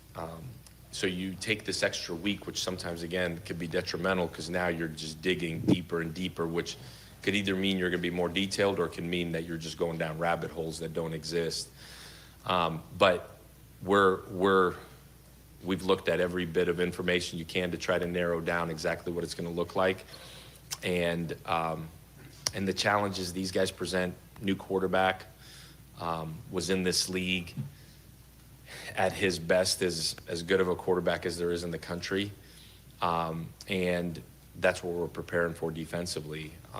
An offense that a year ago, once they got going, could tempo you, which I feel like we're at least prepared in that regard, but explosive throughout the year a year ago. Defensively, coaching change with the defensive coordinator coming in from Kansas State. Obviously, Coach Aranda has made a name as a defensive guy for a really long time in this league and around the country. So you're trying to work through what that's going to look like, and that'll present some challenges in itself. There's a ton of new guys, and so you're watching film of schools all over the place to try to get truly from a personnel report on both sides of the ball. So very much some unknowns, and that's probably the biggest challenge. And so you're trying to do what you do while still being prepared for the unknown, and that's challenge number one. Bryson, one right now is just working on making sure he's ready to rock and roll. I haven't picked his brain a whole lot, but we'll sit down here as we go and see what he knows. But man, he had a great game against Auburn a year ago and had 2 really, really good seasons there. So we'll certainly pick his brain and see what he's got. But I know he's excited for the game in a lot of ways. Peter Atticus, AL.com. What's Trey Taylor's status after the most recent court ruling, and what made him somebody that you wanted to bring to the program? Yeah, Trey right now is eligible to practice. We're still waiting on man, if you can keep up with what's going on, God bless you. But right now, from our compliance, he's eligible to practice, not eligible to compete yet, as the back and forth of the TROs and the NCAA go. So he's practicing with us. The reason to bring him in, and we recruited Trey a couple years ago when he was coming out of Tyler. The skill set as a returner was the most intriguing piece. He's been productive as a wideout, coming in as late as he did into camp. He's trying to get caught up offensively. I thought coming in, honestly, the biggest value you have that doesn't take as much schematic work, I guess, you would say, would be just the return value as a kick and a punt returner. He was as dynamic the last 2 years, both at Coastal and at Troy, as a returner. Hopefully, as he gets cleared, we'll be able to use him in that way. But we haven't done just a ton with him on offense as he's tried to figure out and learn what the heck is going on. But what an incredible young guy. Like, I thought that coming out of Tyler, just a special young man that one is really, really smart, but 2, hungry to go get 1 more year of college football. He's a neat young guy that's really hungry. He's come in here and kind of gained everybody's respect really quickly, and he's a cool cat. I really like Trey. But that was the reason we thought as a return guy could certainly help us, and then we'll see as he integrates into the offense how he could help us. We got to get over the hurdle of having him eligible for competition here first. Justin Ferguson, Auburn Observer. You had said that you wanted like that main rotation of 6 at wide receiver, and then maybe a 7th or 8th guy. Just as you guys transition into game prep, was that kind of looking like? Do you feel like you guys have gotten that's down to that 6 and 7 guy in the rotation? Yeah, Justin, I think we're close. You get really young really quickly there, but really talented, and that's the piece. I think when I talked about like figuring out what does your process look like, I'm pointing a lot to Brian Williams and Deshaun Spencer and these guys that have never played a down of college football. Like, it's those guys that you're pointing to and saying, man, like, this is what it actually takes to prepare for a game. And those guys are just, I mean, you got to think a year ago they were going out and playing Friday night and they were the best players on the field and it was easy. And so how fast can those guys mature? So we do have numbers-wise, there are 6 that we feel good about with a potential 7th. Like Sam Turner coming on as camp went, I think gives us a lot of flexibility there. He's healthy. He's just learning and gaining confidence. I think he's kind of that wild card in the sense of missed spring, missed a large chunk of summer, is just learning and figuring out what it is to play snap to snap. But he's smart, he's mature, he's got really good hands. It's just getting back into it. He's missed almost a full year of football. So he's kind of that where does he fit in the rotation? These guys are continuing to compete. I do feel like we got 6. I just feel like we're young. Once you get past that first group, you're young. And so how do you play those guys throughout where you're not out there with 3 freshmen all at the same time? And that'll be our challenge as KB works through that and we work through truly series to series what that looks like. I'll feel a lot better as we get a couple of games under our belt and say, man, like they are learning and figuring it out. The unfortunate part is you get a couple of games under your belt, you're starting SEC play at the same time. So it's just like that learning curve and the growth has got to happen congruently. That would be a good word. Like, they get old quick and we get better on offense. It's got to come together at the same time. Nathan King, Auburn 247. Where do you feel like this offense is right now in terms of getting ready for a game? Obviously, fall camp is over. You've had an off-season worth of practices and prep. Where do you feel like this group is to go play a game in 2 weeks on offense? Yeah, Nathan, I kind of go back to the same as where the receiver situation, where we are light years ahead. And all I can compare it to is the last two places running a similar offense in year one. We're light years ahead primarily because of the quarterback being in it and understanding the fine nuances of where we are. So we're not starting at square one. Certainly helps to have the center that's played in it, that understands it, and so much of it goes through him as well. Helps to have some wideouts that have played in it, and certainly they're a huge part of how we go offensively. I think my biggest concern is purely the youth of the depth, and that's why I say like the wideout position is just about everywhere else except probably running back and tight end. You feel like you get really young really quickly after that, and so the challenge for us is how fast can we get those guys to grow up, and they've been challenged now. Like they have been challenged in every way. In the same breath, that quarterback room, after Byram, it's some experience, but not experience in what we do.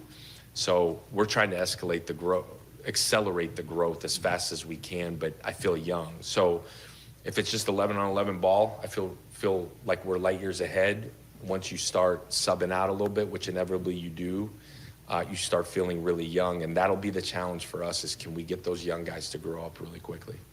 Alex, Justin Hoganson, Auburn Sports, sort of piggybacking on what Nathan said. Talk about Byram as someone who prepares for game week. Like, how does he prepare when it's? I mean, you're almost a game week, mock game week. Like, what is he like in terms of preparing for a game, and how important is he to this sort of new look offense especially these first few games when it comes to here's how we got to prepare, film room, strategy, all that stuff? Yeah, Justin, he's, I've said it before, he is, now in his fifth year, like as particular as anybody I've ever been around in terms of what their process looks like. And that's what his Sunday looks like into Monday, into Tuesday. He truly is like a coach. I mean, he was here all day yesterday. He's 2 doors down, sitting there watching film. He's super, super particular, and that's like everything from when he eats to truly the order and the sequence of which he watches, to then his prehab into his rehab. Like all of it is down to the minute. Like I have my schedule for the week down to the minute. He has his schedule down to the minute. He's working on a master's, so like that piece is also important to him, and so that's somewhere in there.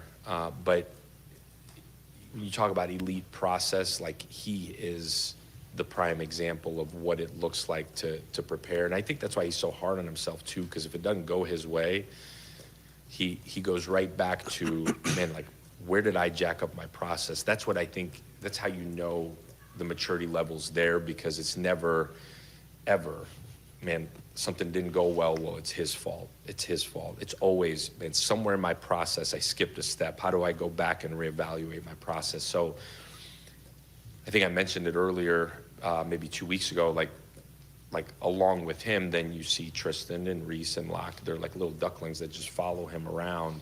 And that's truly how you build a program. Like big picture is if every room has that, you've got a chance to where young guys are pointing to the older guys and saying, all right, that's what elite level process looks like. To be honest with you, that's where I have continued to harp on we need to be. And I've talked about lack of leadership in a lot of ways. Like that's what we're pushing for in every single room, is that. We don't have that in every room right now. Like I mentioned before, like some of our best players on both sides of the ball are young guys. And so if they don't have that, then it's the coaches leading that. And you'll plateau somewhere when the coaches are truly leading it. I think that room I feel really, really good about. The neat thing about Byram, he's confident enough now in his 5th year that there's wideouts in there with him, there's tight ends in there with him. And it gives confidence to the entire organization when you see your quarterback is here all day. I've joked about it before, but it's so true. Like if that dude shows up here before me, he'll take a picture of my parking spot and be like, "Where are you at?" Now, at the same time, I'll send him a picture when I'm leaving and say, "Hope sleep is going well." But that's how he is. Like, he sees himself very much as a coach. We've talked a good bit about the offensive line all camp, and I know you guys feel like you've got 7 or 8. Are you closer to feeling like you've got that unit? Because I know chemistry, cohesiveness is really important. You feel pretty good about getting that group together? I do. I feel like we got a group that's really, really tight right now. We've got a group that's worked incredibly hard to establish an identity. I feel like we've got a group that, until we go play, truly go play, I don't know what the confidence level will look like. And I say that in the sense of, you just went through 3 weeks of as crazy of practice as you can imagine. Like this defense forces you to be, 1, super sound, but 2, have adjustments and checks to just about everything, on top of some really good players up front. Like you got dudes rushing edges that if you're not confident in yourself, they'll make you question your talent level. And that's just the truth. Like, these edge rushers can do some really special things. I think our depth inside has really grown on the defensive front, so they challenge you. And so we've got a group that's really close. We've got a group that's trying to figure out exactly who they are in terms of, they know what they want to be, but truly who they are. This week will be really good for us to go against a scout team to kind of get a really good feel going. And I don't mean to make it sound like the offensive line hadn't won their fair share of battles, because they have, but it's just getting ready to go play somebody else, I think, is a really, really good change-up for them. And it'll certainly prepare them for the season and what's coming, because everybody else in this league is very similar. But they are coming together and taking a lot of pride in what they're doing. That part I'm confident on. Similar to the wideout room, similar to the quarterback room, once you get past really the top 6, you're young and talented, but young. And so those guys are going to have to grow up to give us that 7 and 8 for us to really feel good about where we are. But we'll go as the O-line goes, and they know that. Hoodie knows that. That whole O-line crew knows that. And the challenge has been to be the best unit on the field, and that's how they've been coached. So they're coming. I'm excited to see them go play somebody else that's not a Jared Smith or a Womack rushing off the edge for the first time in a while. Alex, Brian Matthews, AuburnSports.com. When it comes to in-game decisions, timeouts, field goals, going for it on 4th down, do you have a book that you go by pretty rigidly, or do you have a book that you just kind of refer to and then try to make gut decisions in those moments? The theoretical book. We use analytics, like a majority of people do. We've got guys on both sides of the ball that help me on the analytics side throughout the game. We study the analytics heavy going into the game, meet throughout the week on situations. Ultimately, in game, I would tell you it's really, really heavy gut on how the flow of the game is going. I think it's important to be ahead of it in the sense of, offensively, your plan to go for it on 4th or not. Certainly, you do use, quote unquote, the book in terms of 2-point plays, in terms of how many drives you feel like you've got before you get into a 2-minute or a 4-minute situation. But in terms of in the flow of the game, especially offensively, the way you play, you better know what you're doing on 2nd down before you ever get to 4th down, in the sense of the chances you're willing to take. A lot of it has to do with who you're playing. A lot of it has to do with the flow of the game. A lot of it has to do with how good you feel about your 4th down calls and your short yardage calls in general. it's different. It goes week to week. But I think you need to know going in what the thought process is. Your staff has to know what your thought process is. But ultimately, as you go through it, like I'll never stand up here and say, man, the book said to go for it. I don't know why we didn't get it. Because ultimately, I've said it before, but we could have a really good plan, then we got to go execute it, because good plans executed poorly would be considered bad plans. Jason. Jerry Humphrey III, AL.com, Coach. With all the red zone prep you guys did during camp, I guess how comfortable are you guys going in short yardage situation come a game? You asking red zone or short yardage? Red zone specifically. Okay. Or short yardage in the red zone. Man, I'm excited about where we've grown from a red zone perspective offensively. Having these tight ends is really helpful. Having these bigger backs is helpful, and we're big at wide out, which is also helpful. That's where especially in this league, size shows up, or the lack of size shows up. So I like where we are from a size perspective down there. We've hammered home being able to run the football. The red zone's an interesting spot for us simply because of the tempo which we play a lot of the time. It all depends on how you got there, but a lot of the time it's two tired line of scrimmage groups it's a battle of wills.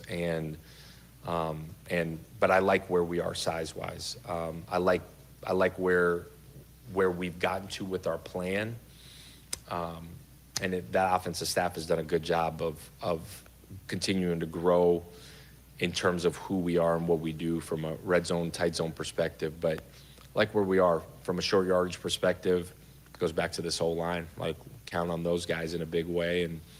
But having bigger backs, Jeremiah, Bryson, Omar, Nakai, like those guys being bigger backs helps. And as the year goes, it'll show up more and more. Jeff Shear, AuburnTigers.com. Wanted to follow up on Victory Day. What did you see when you did this previously? What your players got out of it, and why was it important to kick off game week with a high-profile event like this? Yeah, we started this at Iowa State, and give Matt Campbell a lot of credit. I had not done it until I got with Matt, and it was one of the neater nights of the year. I thought we'd always done it either the Sunday before the season starts or 2 weeks out, and it was like just it gives you a second to take a deep breath and realize just how grateful we all are to be where we are and have what we have. And when I got to South Florida, we started doing it, and man, it became a yearly deal where our players are partnered up with young men and women in our community, and year in, year out, they would continue to be partnered up with the same young guys. And it's 3 hours on a Sunday night where you can give back to something, one, really powerful, but two, gives you a second to reflect on just how fortunate we really are to do what we do. And on a stage like this, you sometimes lose track. You're so locked into what's going on. And me especially, like I just said, no distractions, and here we are. We're going to do a 3-hour deal Sunday before we play on Saturday. But I told our staff, and my wife knows this, like that is literally my favorite night of the year, because it is just a couple hours away from ball, and you get an opportunity to one, give back. I'm curious to see how it goes Sunday, but every time we've done it, every year, we walk away and our players are like, man, we got a lot more out of that than any young boy or girl did. But they'll all get to score touchdowns at Jordan-Hare, which is everybody's dream come true in a lot of ways. And for these young guys and gals, it'll be pretty special to be able to go score and one, run out of the tunnel, two, score a touchdown with our offense and our defense on the field, and we'll have our band or cheer again. It'll be really, really neat, and I'm grateful to all of them for partnering with us to get this done. Again, it's also their Sunday night before the first game, but it'll be a neat deal.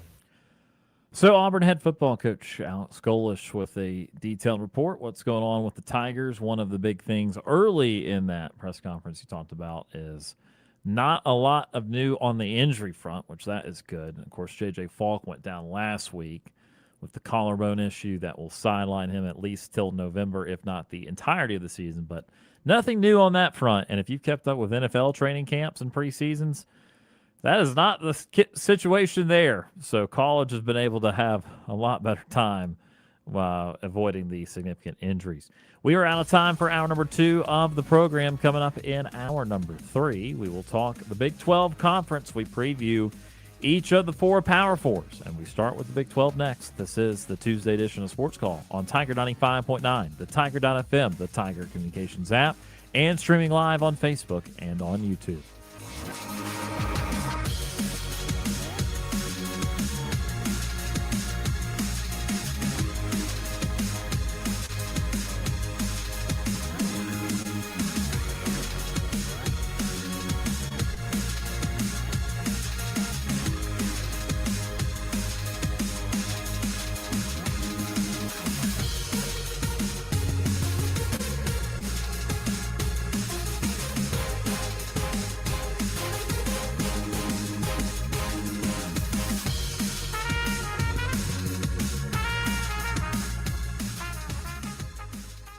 2 hours of Sports Call are finished. Don't touch that radio dial. We've got 1 more hour to go.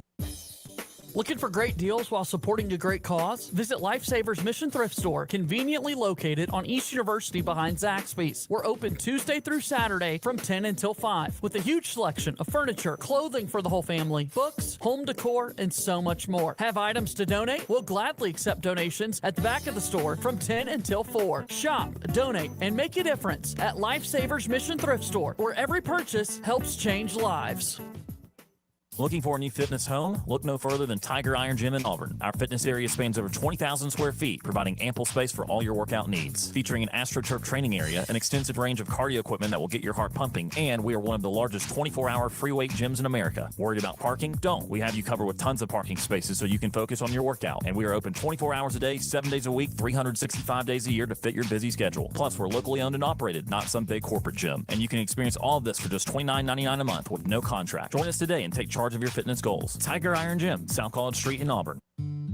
Are you looking to buy or sell land in the Southeast? Southeastern Land Group is here for you. With over 20 years of experience, we specialize in farms, ranches, timberland, hunting properties, and recreational land. Whether you're a seasoned investor or a first-time buyer, our expert team offers personalized service every step of the way. From listing to closing, we make the process simple and smooth. Ready to make your move? Visit selandgroup.com and find your perfect piece of land today. Southeastern Land Group, your trusted partner in land sales. Keeping your money in a traditional savings account is like using the Yellow Pages instead of Google. Outdated and slow. Skip the small, slow returns and put your money to work with the Max Elevate Money Market. You get all the same security of a savings account, plus the ability to earn even more on your money. Get started at mymax.com/elevate or call us at 260-2600. Certain restrictions apply. Federally insured by NCUA. TK's Convenience Stores are your one-stop shop from Auburn to the Lake and Tallahassee to Tuskegee. Offering friendly service in a clean environment, there is sure to be a TK's located near you. Stop by on your way to and from work or school and pick up everything you need, from beer, soft drinks, and fresh hot coffee to food, snacks, and ice cream. Plus, automotive and household products, pet food, and an ATM in every store. Just look for the orange and blue Starburst sign and stop by your local TK store today. TK's Convenience Stores, they're your one-stop shop. Frederick Dean Funeral Home and Crematory is here for you when you need us. With locations in Lee, Chambers, and Tallapoosa counties, serving the people of East Alabama and West Georgia since 1900. A family-owned and operated business, skip the hassle of the big corporate mortuaries. Our kind, compassionate team members are standing by to assist your family in the hardest of times. An on-site crematory, private cemetery, and a choice of facilities makes Frederick Dean unique. Visit us at frederickdean.com. Looking for great deals while supporting a great cause? Visit Lifesavers Mission Thrift Store, conveniently located on East University behind Zaxby's. We're open Tuesday through Saturday from 10 until 5 with a huge selection of furniture, clothing for the whole family, books, home decor, and so much more. Have items to donate? We'll gladly accept donations at the back of the store from 10 until 4. Shop, donate, and make a difference at Lifesavers Mission Thrift Store, where every purchase helps change lives.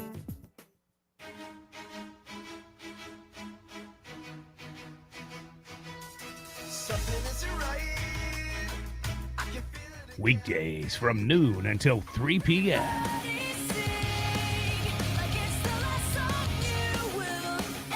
Join Tilly the Elder Emo for Flashback Lunch and all your favorite alternative rock in the afternoon.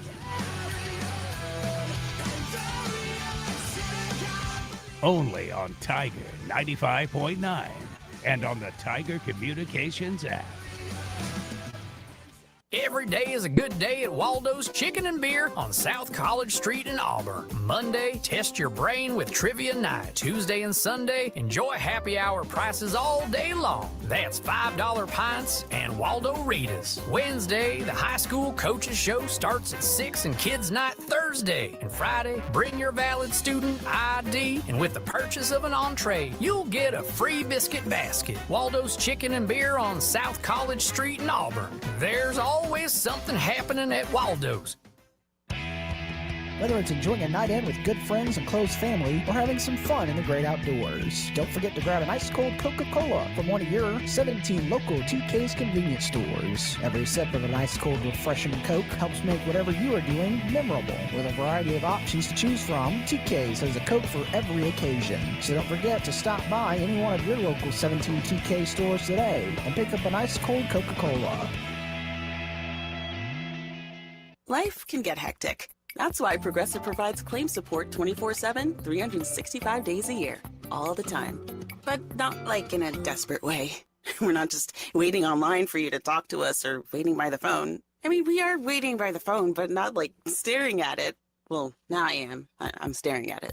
The point is, Progressive claim support is here for you 24/7 in a totally chill, normal way. Progressive Casualty Insurance Company and Affiliates, not available in all states or situations.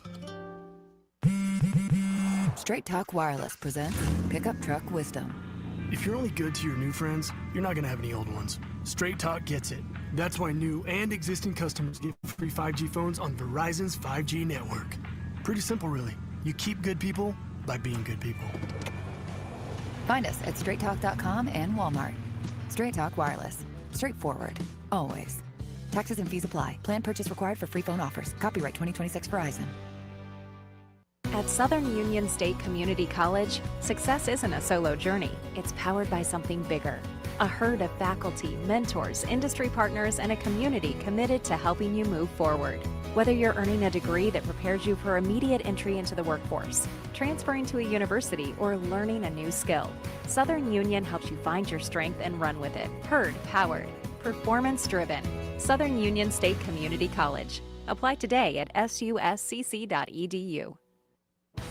It's a new day in Beauregard, and Tiger 95.9 is your home for all the action. Hey folks, this is Tim Sin, voice of the Beauregard Hornets, inviting you to tune in all season long for all the action from this new-look team. Listen every game day starting 30 minutes before kickoff for complete coverage of Hornet football from the entire broadcast crew. This week, the Hornets hit the road for the first time this year against the new-look Lafayette Bulldogs. Listen wherever you go with the free Tiger Communications app. It's another year of Hornet football live on Tiger 95.9. You don't want to miss it. Brought to you by Glenn Smith Chevrolet GMC, Jeffco Trent Funeral Home, The Potting Shed Garden Shop, United Auto Collision, Waldo's Chicken, and Coca-Cola.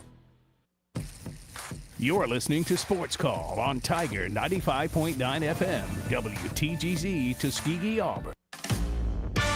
This is the Tiger Communications Sports Report, brought to you by Auburn University Credit Union. I'm Jack Myrick. Back in April, a total of 74 Auburn student-athletes earned a selection to the 2025-2026 Winter SEC Academic Honor Roll from the conference offers. Any student-athlete who participates in Southeastern Conference champion sport or a student-athlete who participates in a sport listed on his or her institution's NCAA sports sponsorship form is eligible for nomination to the Academic Honor Roll. Equestrian led the way with 29 selections. Women's swimming and diving added 16 honorees, with gymnastics falling with 12. Men's swimming and diving totaled 11 selections, while men's basketball with 4 and women's basketball with 2 rounded out Auburn's honorees. Atlanta Falcons quarterback Michael Penix Jr. has been cleared to practice fully. Head coach Kevin Stefanski said after Saturday's 34-6 preseason win over the Indianapolis Colts, Stefanski said Penix will be able to do 11-on-11 team periods for the first time since undergoing left ACL surgery in November. Penix had only been in individual work and 7-on-7 periods since OTAs in the spring. Penix has had 3 ACL surgeries, tearing his right ACL twice in college. The Falcons are currently preparing for their final preseason game on Friday against the Miami Dolphins. Don't forget, your home for the Falcons is Tiger 95.9. And the Atlanta Braves broke their 2-game losing streak last night in the Little League Classic to salvage a win from their weekend series with the Milwaukee Brewers by the score of 4-2. Atlanta would strike first in the second inning as Mauricio Dubon would hit a ground rule double to score the first run of the game. Milwaukee would tie things up in the third inning as Jake Bowers would single in a run. The Braves would retake the lead in the fourth as Sean Murphy would drive in a run on an infield single. Then in the sixth, Michael Harris would step to the plate and deliver that would be the winning run. Runners at second and third. First pitch swinging and a slow roller up the first base line. That's going to be kicked and booted by Vaughn, and the Braves score a run. The Brewers blinked defensively. Vaughn charged in, couldn't play the bounce cleanly, and clanked it right off the glove. So the Braves put the ball in play, put pressure on the Brewers, and that's twice now that the Brewers have blinked. The audio is courtesy of the Atlanta Braves radio network. The Brewers would try to rally in the eighth as Luis Laura would triple in a run, but then in the ninth, Michael Harris would send a big fly over the right field wall to seal the win. The Braves now get set to return home for a series against the Los Angeles Dodgers starting tomorrow night on AM 1230 WAUD. I'm Jack Mark, and this has been your Tiger Communications Sports Report, brought to you by Auburn University Credit Union. Auburn University Credit Union is partnered with Care Humane Society for the AUCU CARES debit card. It's free to you, and each time you swipe the card, AUCU makes a donation on your behalf. It's a win-win. For more information, visit myaucu.org. AUCU is federally insured by the NCUA and an equal opportunity lender. You're listening to Sports Call on Tiger 95.9 FM, WTGZ Tuskegee, Auburn. Whether you're leaving work, cruising around town, or listening on demand, we've still got some fun left for you. To be part of the show, give us a call at 334-887-3401 locally or toll free at 1-888-9-TIGER-9. Auburn's first and Auburn's favorite sports talk show has been on the air since 1995 and is ready for 60 more minutes of fun. Now, let's get this hour of Sports Call started.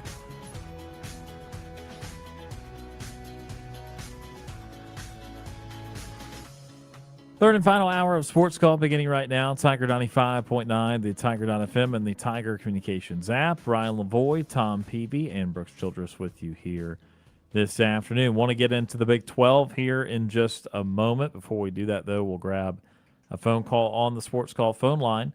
334-887-3401 locally or toll-free 1-888-9-TIGER-9. Jeff from Columbus. Jeff joins us. Jeff, how are you doing today? Man, I'm doing good. It's getting ready for the new the beginning of the season, right? What, week 0? Yep, week 0, just a few days. Okay. Hey, real quick, I'm not trying to kill the messenger like Steve. I understand it's about money, but this is a legitimate question. These guys that are coming back, or supposedly trying to come back, and I did not listen to the first 2 hours of the show. Sorry, guys. I say I'm listening, and I am most of the time, but I let you down this time, okay? But these guys that come back from the NFL, are they attending class? Good question. I mean, I would suppose they'd have to because of NCAA rule. What rules? There aren't exactly. rules anymore. I mean, they could all. I mean, for all I know, they could be in a bunch of electives that are like golf 1 and tennis 1 and doing some basket weaving 2, some online general studies. Okay, and this is how sad it is. And we've all been going through this together. Okay, this is a good thing. All of a sudden, where's it going to lead to? And now it's led us to this. And we thought, what? We thought when the guy from Texas Tech, oh, that's so outrageous, right? And guess what? The coaches, the conferences and stuff got together and said, well, we're just not going to let this happen, right? And now we've got a conference saying, what? We're not going to let this happen, right? The NFL players cannot come back to our conference, okay? The SEC isn't doing it because, what? Kiffin wants all these players? I mean, why can't they? I mean, they either stand together or divide, or I don't understand because they're not even college students. Years ago, 2 years ago, I said, so you can basically go out and buy a whole team. And at that point, you couldn't, right? Now you actually could. If you wanted to buy a whole team, you could. The year after that, I said, one of these days, your starting quarterback's not even going to be enrolled in your college. He's not going to be in class. And that's the way it is now. I mean, it's ridiculous. And I'm not mad at you guys. I understand. I just called to discuss it. What do you think? Yeah. I mean, I think that this leg of it especially, is incredibly disturbing. We had not talked about it here today, but the Big Ten is putting in is actively trying to put in as we speak a rule where they don't let this happen. The SEC is discussing it. I would think that they would do something or try to do something similar, but LSU's not going to approve of it, obviously, with what they've been doing. We push new boundaries every day, and we push boundaries that we shouldn't be pushing. Yeah, I got you. But okay, I guess does the commissioner, SEC commissioner, of course LSU's not going to vote for it, right? Okay, right. Everybody else does. So that means it goes through. One controls the rest of the conference. No, I think 75. I think it's a 75% vote goes through. So the word is that 14 are for it out of the 16. So LSU's not. Really? LSU's not, and one unnamed school is a maybe. Depends on if they can get a sign. Yeah. No, I did see where Kirby Smart said he was against it. Yeah. So I'm hoping that'll be the case. But so there's a chance this might not go through still. Well, no, I mean, if 14 and 16 have it, then that should go through. But I'm saying they're going to do it before the season starts. Yeah, I mean, they're meeting actively this week. Like I said, the Big Ten did it today. Now, again, you get into, will it be sued? Will it be challenged? I mean, exactly. It doesn't mean it's finalized, but it means that their intent is clear. But here's the question. If the SEC says you cannot do that, right, those schools aren't allowed to do that. Am I right? Right, but they could still sue and try to get each state to agree with the people suing. Yeah, I guess that's the part I don't understand. Because to this point, all the challenges for the most part have been with the NCAA as a whole. But who's to say you can't sue a conference within the NCAA? Man, that's crazy. Yeah, all I want to do is watch. Don't we want to watch some football? That's all we want to watch is some college kids play football. 100%. That's crazy. 100%. Okay, guys, I want to listen to what you got to say, okay? And truthful, I will be listening. Thank you all for letting me talk. Absolutely. Bye now. Appreciate it, Jeff. That's Jeff from Columbus joining us on the Sports Call phone line. One thing I was going to say, though, the whole thing about players in classes, it's not just the transfers that like have gone to the NFL and are trying to come back. I mean, there's current players, and so, I mean, it was newsworthy that Lenora Sellers, starting quarterback for South Carolina, not taking any traditional classes. He needs 6 credits, and so he's taking a quote unquote internship at a golf course where basically he's just got to mow some grass and pick up some golf balls for a quote unquote internship at a golf course. Yeah. That's all he's doing. At least he's worked his way to a degree, though. Well, sure. It's just he's done it quicker than right. Yeah. But I'm just saying, though, that's where we're at now, is that there's a lot of these guys that don't have to take traditional classes. They can do online studies. They can do a quote unquote internship and count it towards class credit. So, I don't think it would be unusual at all for any of these guys to not be in any sort of traditional classes. Yeah. It's just that it's so clear what the intent is. Oh, absolutely. And it's sure. And they are done with their baseline. They've already graduated. Right. So they're going back to classes that they're not having any intent to actually go get it. Sure. To go to grad school and all that stuff. So, again, some of these guys don't take real classes because they have stayed over the summer, done classes in the summer, and now 3 or 4 years in, they're to the point of graduation, and they're trying to slow it down because they don't want to do grad school. Yeah. And so they're trying to slow it down at the end. So I at least understand that part of it. The school is just complete facade for those that are trying to come back from professional football. All right, let's grab another phone call, then we'll get to the Big 12, 334-887-3401, locally or toll-free, 1-888-9-TIGER-9. Next up, Sean. Sean joins us. Sean, how are you doing today? Doing good. Will y'all pray for me? One of us texted you? My tooth. I think I'm punched my teeth. I'm not sure I quite understand. You're saying something got punched in the teeth? My tooth. Your tooth? Something wrong with your tooth? Yeah. Well, that's not good. Yeah. How y'all been doing? No. Say that again? How y'all been doing? Oh, we've been doing well. Doing good. Staying busy. I tell you, watch out. Oh, wait. I lost my weight now. You lost some weight. Heck That's yeah. great. I lost about 30 pounds already. 30 pounds. That's awesome, Sean. That's hard to do. You're doing a great job. I'm trying to go back where I was skiing. That's right.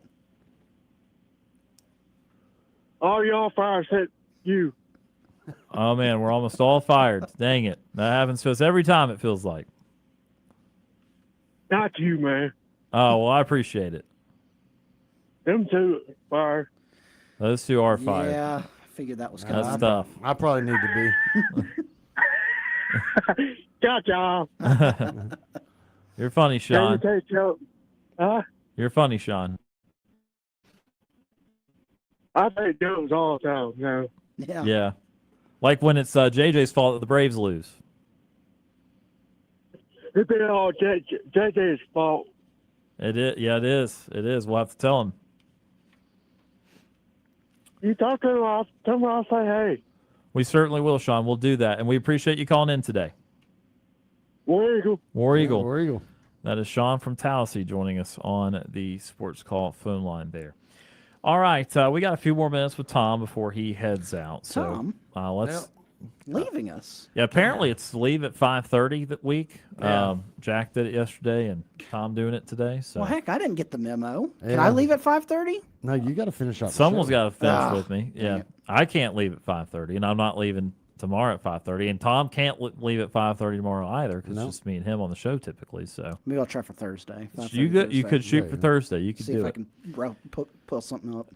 All right, so Big 12 now. Yesterday we talked the group of 6, and not really consensus on who we liked the most. I think Tom went Navy, and Jack talked about a few schools. I talked about a few schools. I'm not ready to finalize it, I feel, yet. We'll try to do a better job of finalizing the Big 12. We will have to go a little bit quickly here, but all eyes on Texas Tech. We'll lead it off with them. Certainly with the Brendan Sorsby stuff, but the belief is that their team is still incredibly good defensively. and around that bunch to be able to still be the best team in the Big 12. Do you feel it's theirs to lose this year? It's absolutely theirs to lose. Now BYU and Utah are going to have a say in things because those are both really good teams. Maybe even throw Houston in kind of a little bit, but it's Texas Tech to lose, and that's been kind of the plan of theirs ever since their big money donors started just throwing gobs and gobs and gobs upon millions of dollars into getting players. And so that's why their roster is just stacked, because they are spending so much money on NIL to try to get some of the best there is. So, yeah, it's theirs to lose. You can just look through just about anybody's preseason Big 12 rankings or All-American rankings, and it's just littered with Texas Tech guys all over the place. They've got two really good running backs, got a really good wide receiver. You mentioned their defense is going to be good. It's a team that was good last year, going 12-2. So, yeah, it's theirs to lose. But, yeah, BYU and Utah, maybe Houston could have a little something to say about it. But it's Texas Tech, and it's Texas Tech until it's not. I'm a little bit more on the side of I wouldn't say it's theirs to lose. I think they're the front runner, but I do like that other group behind them. I do like BYU. I think that they continue to have some really, really good football teams these last few years. There's a reason, and it's not just because he's a BYU man. There's a reason that the Crumble Cookie CEO threw gobs of money to keep Kalani Sitake there in Utah or in BYU. He can coach some football. And so I think that they're a good team. I really do like Houston. I do really like Houston. They've got Connor Wegman, former Texas A&M quarterback, is back there as a senior. They finished with double-digit wins last year. I really do like I like Houston. Utah, I'm really interested to see what they're going to do this year with the new coach. I know Devin Dampierre. Auburn fans remember him when he came with New Mexico a couple years ago. I think that's an interesting game setup. I'm very intrigued to see what they do. But I'll even say this. I'll even throw in a wild card here that could be up there with that top group of fours. Arizona. Brent Brennan, that first year after what's Washington's coach now left. Jed Fish. That's right, Jed Fish. I should know. He's a Patriots quarterback coach for a few years. When Jed Fish left, they took a little bit of a step back, and they still had basically everybody there. Nova Fafita, the quarterback there for Arizona, was still there. They took a step back. But last year, Brent Brennan, I liked him at San Jose State. After that first year, I was like, man, is he actually going to work out in a bigger role? He started to put things back in line and didn't have a terrible year last year. So with Noah Fafita back in Arizona, I think that it's they could be a dark horse there that could challenge those upper echelons of the BYUs, the Texas Techs, the Houstons in this conference. So I'm not going to say it's Texas Tech's to lose, because I think the Big 12 itself is a chaotic conference nowadays. I think there's a group of 3, 4, 5 teams up there that could really compete for this championship this year. So Texas Tech is, I mean, again, I think they're an incredibly interesting team from the national perspective. Obviously, people moving on from the Sorsby stuff. But, it's talked about how much money they've been spending in NIL, and that's across their entire athletic department. Again, that they have done about as thorough of a job in enlightening multiple programs on their campus. We can all look around and find a football program here or a basketball program here. But, I mean, everything from football to basketball to softball, they have really tried to energize the budget in. So you go into it saying that some of their portal gets are going to be meaningful, that they will have some really good football players. But with Sorsby out, it's just hard to know how that quarterback play is going to be. They could be on their number 3 quarterback. I have to double check. Their number 2 quarterback had a huge injury in spring and was not anticipated to be able to start the season healthy. They lost some meaningful defensive players. I know that because we interviewed them in Mobile.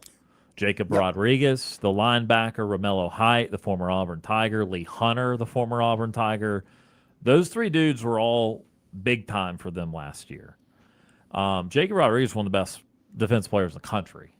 I mean, he had Heisman votes. So not to belabor that point, but if you're a defensive player and have a singular Heisman vote, that's a big deal. That's a lot to replace. Now, here's the thing that saves Texas Tech. This is the most polite, easy, accommodating schedule in the entire conference. They didn't try out of conference. Their quote non-conference game of note is Oregon State. Don't care that the Pac-12 is back. That's a group of 6 school. They play Abilene Christian and Sam Houston State otherwise, so they got 3 wins in their non-conference. They don't play BYU. No. They don't play Arizona. Excuse me, they do play Arizona. They don't play Utah. They don't play Utah. That's what I meant to say, with Devin Dampier, as Brooks pointed out. So they get Arizona at home. They get TCU at home. If you believe in another Kenny Dillingham year, Arizona State, they get them at home. Their toughest road game is either Cincinnati or Oklahoma State. And again, Oklahoma State was awful last year. We're just counting on Eric Morris to bring in Drew Mestemaker and company and say that North Texas will translate at Oklahoma State, which I think they'll be better. I think they'll be a bowl team. I just don't think they'll be one of the top teams. There's a few. No. If you go through the circles of covering Big 12, there's a few very bullish on Oklahoma State. And then Cincinnati has been up and down. They've been a little better lately, but that schedule just screams they're in the Big 12 title game, period. No. Sign them up. It's to me, it's a lot like Georgia. Are they the best team in the conference? Maybe. Yeah, that might be true. But do they also get a favorable end of the schedule compared to their cohorts at the top of the conference? Yes, they do. And so they, to me, feel like a lock to go to the Big 12 title game. Now, they're not a lock to win it for the points that Brooks said, and I agree with. Utah, we just don't know, right? I mean, all we've ever known is Kyle Whittingham. And I say that a little bit in jest, but me as a viewer, not computing his things as well in my single-digit years as in others, Kyle Whittingham was there a very long time, and all I really knew was Kyle Whittingham. So they've got the tools. Wayshawn Parker was basically 1,000-yard back, too, to go with Dampier. That team scored 41 points a game last year on top of their good defense. Utah, Whittingham not necessarily known for offense. Touch and go, but really a good physical coach, known to be good at the point of attack on both sides of the ball. So 41-point-a-game offense is intriguing. Arizona has some intrigue. I think, though, that the first one that Brooks said, BYU should be the team that people really latch onto. Kalani Sitake has been there 10 years already. This is his 11th season. Got Bear Bachmeier back. Yeah, the only team they lost to last year was Texas Tech. Mm-hmm. Let me say that again. The only team they lost to last season, 2025, was Texas Tech. They did lose to them twice, once in the regular year, once in the postseason, and neither one was close. They scored a combined 14 points. But the point is that sounds like they took care of everyone else. You got your quarterback back. You've got your leading tackler back. You've got several other defensive starters back. A really good running back. Good running back. LJ Martin, who 1,300 yards last year, 12 TDs. I think that this is I think team-wise, BYU's as good as Texas Tech. I just don't know if they will get there because they have a tougher schedule. They go to Utah. They'll have at TCU. It's not as bad as it could be, but they also got Arizona really early in the year. So they've got more of those teams that I think will occupy the top than, again, Texas Tech does. Yep. The one thing that intrigues me with this conference is if you go through and you look at everybody, the quarterbacks, it's like a who's who of quarterbacks that you've heard of. That are not necessarily great, but that you know of them. Right. Yeah. well, Noah Fafita at Arizona's been there a while. Been there for a while. Yeah. Bear Bachmeier at BYU, been there for a while.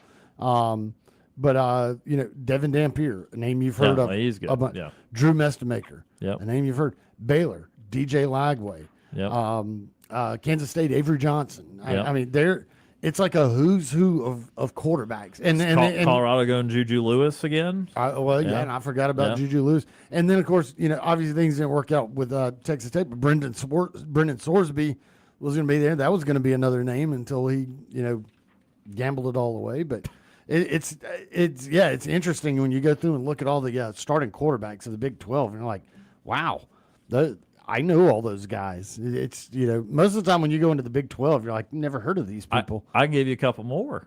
Yeah. I was looking through here. West Virginia's quarterback. Remember the name Michael Hawkins, the Oklahoma quarterback that took Jackson Arnold's job briefly. Right. Came in the Jordan-Hare. He's a West Virginia quarterback. The Arizona State quarterback is Cutter Boley. Kentucky transfer. He played at Kentucky last year. Not very well. That's why some are not as high. Connor Wegman. We mentioned Connor Wegman. But Connor Wegman is a name that at Utah that Houston that everybody's going to remember. Unfortunately, Kansas had to say goodbye to Jalen Daniels after about 18 seasons. He's in Tampa now. And by the way, Jalen Daniels might make the squad in Tampa. But they don't have one. But, yeah, I think Colorado goes Juju Lewis, so you could add him to that. Their backup, I think Isaac Wilson, is he not the Utah quarterback that was in for the ailing Cam Rising at times? I feel like I know that name from them. Yeah, he was at Utah. Yeah. So like I said, you go through and look at their quarterbacks. You're like, oh my gosh, and like, wow, that's where everybody went. Yep. They went to the Big 12 where offense used to reign supreme. Yep. Final thoughts from you, Tom, because me and Brooks will continue this after the break. Anything else you want to say about the Big 12? And, I mean, what I will be interested to see is, with Joey McGuire, if something goes wrong with Texas Tech this year, what do they do? I mean, what is their limit that they're willing to put up with the amount of money that they're putting into that team? It's his 5th year at Texas Tech, and I mean, I think they're expecting national champions out of that with the money that they're putting in. So, I'd be curious to see. But obviously, Big 12 is going to have a thing with Auburn at the beginning with Baylor, a team that's ranked on down. But we just mentioned DJ Lagway is going to be their quarterback. But I still think it's going to be Texas Tech's. It's Texas Tech's league until it's not. But Brigham Young, Utah, Houston will have a little say about it. Okay, but ultimately, I think it's Texas Tech. Yeah. Okay, I want to hear the prediction from everybody on these conferences. I won't hold it to you or hold it against you or hold it to you until next week. Yeah. When we have the actual predict the playoffs, but I need some initial thoughts. I know not many teams of substance will play this weekend. The ACC has several teams playing this weekend, so that league, not saying the most important teams. Miami doesn't play, Clemson doesn't play, but Florida State plays, and they play New Mexico State, and they should win. But what if they win by 12, right. Or 14? NC State gets the field. Virginia, who was pretty good last year, on the field. So, there's stuff to look out for in that league. But all right, well, we appreciate it, Tom. That's going to do it for Tom today. We'll see you back here tomorrow, though. Appreciate you, sir. I am off to a big-time meeting at the fire station. That's why I'm having to dip out of here early. All official. Company business of a different company. Yep, fair enough. All right, that does it for Tom, but not for us. We've got another segment coming back where we will continue to go through the Big 12. This is the Tuesday edition of Sports Call on Tiger 95.9.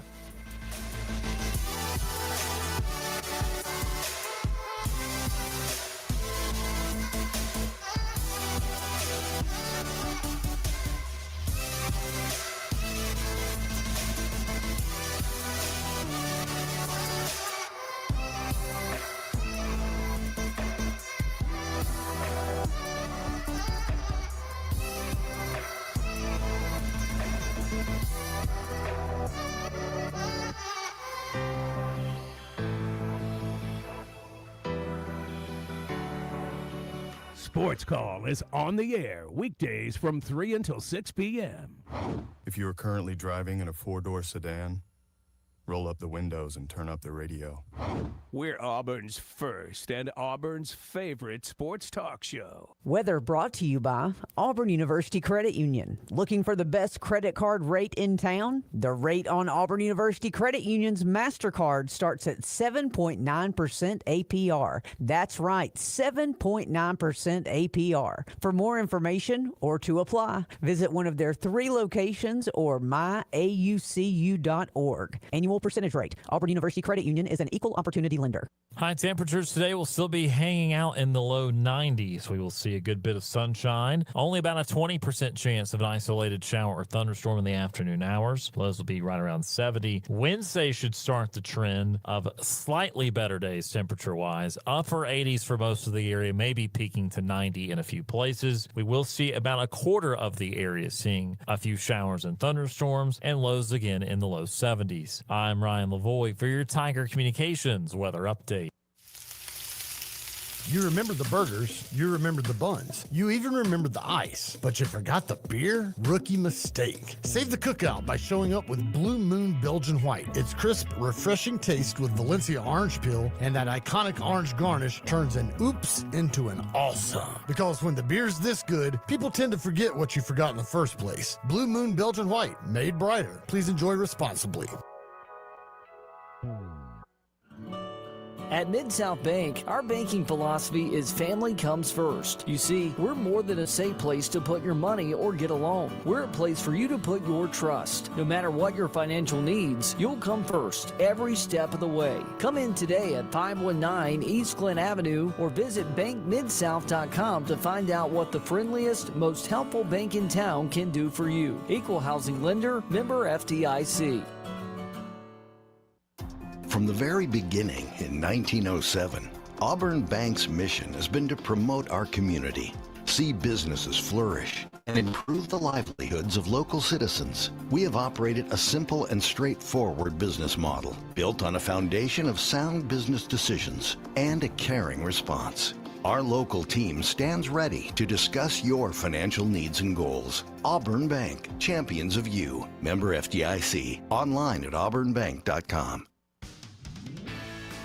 Hey everybody, this is Brandon Maxwell with Fairway Auto Brokers. Back to school deals are here and you deserve a new ride. With over 150 of the finest pre-owned vehicles in stock, we make car buying fun and easy for the whole family. As Lee County's #1 place to buy a pre-owned vehicle, come see why Fairway is the difference. Visit us at www.fab-auto.com or stop by today at 1777 East Glen Avenue in Auburn, Alabama. Our heroes have given so much to serve this country. Now it's our turn to give back. Game Day for Heroes supports military members past and present with critical services like mental health counseling, life coaching, financial guidance, and debt management, all at no cost to our military families. Because supporting our heroes means more than just saying thank you. It means showing up when it matters most. To learn more or make a donation, visit GameDayForHeroes.org. Game Day for Heroes, saving lives, restoring families, building tomorrow, and honoring our heroes. Imagine for a moment what it would be like not being able to read. For some, this is a reality. 1 in 4 Alabamians is functionally illiterate, with more than 24,000 adults in Lee County alone. Many exist in poverty, lack a high school diploma, and struggle to find and keep a living wage. Join Lee County Literacy Coalition in the goal of ending illiteracy in our community by volunteering, sharing our message, and donating to the cause. For more information on how to get involved, call 334-705-0001 or email info@leecountyLiteracy.org. Now, back to the multi-time Abby Award-winning Sports Call.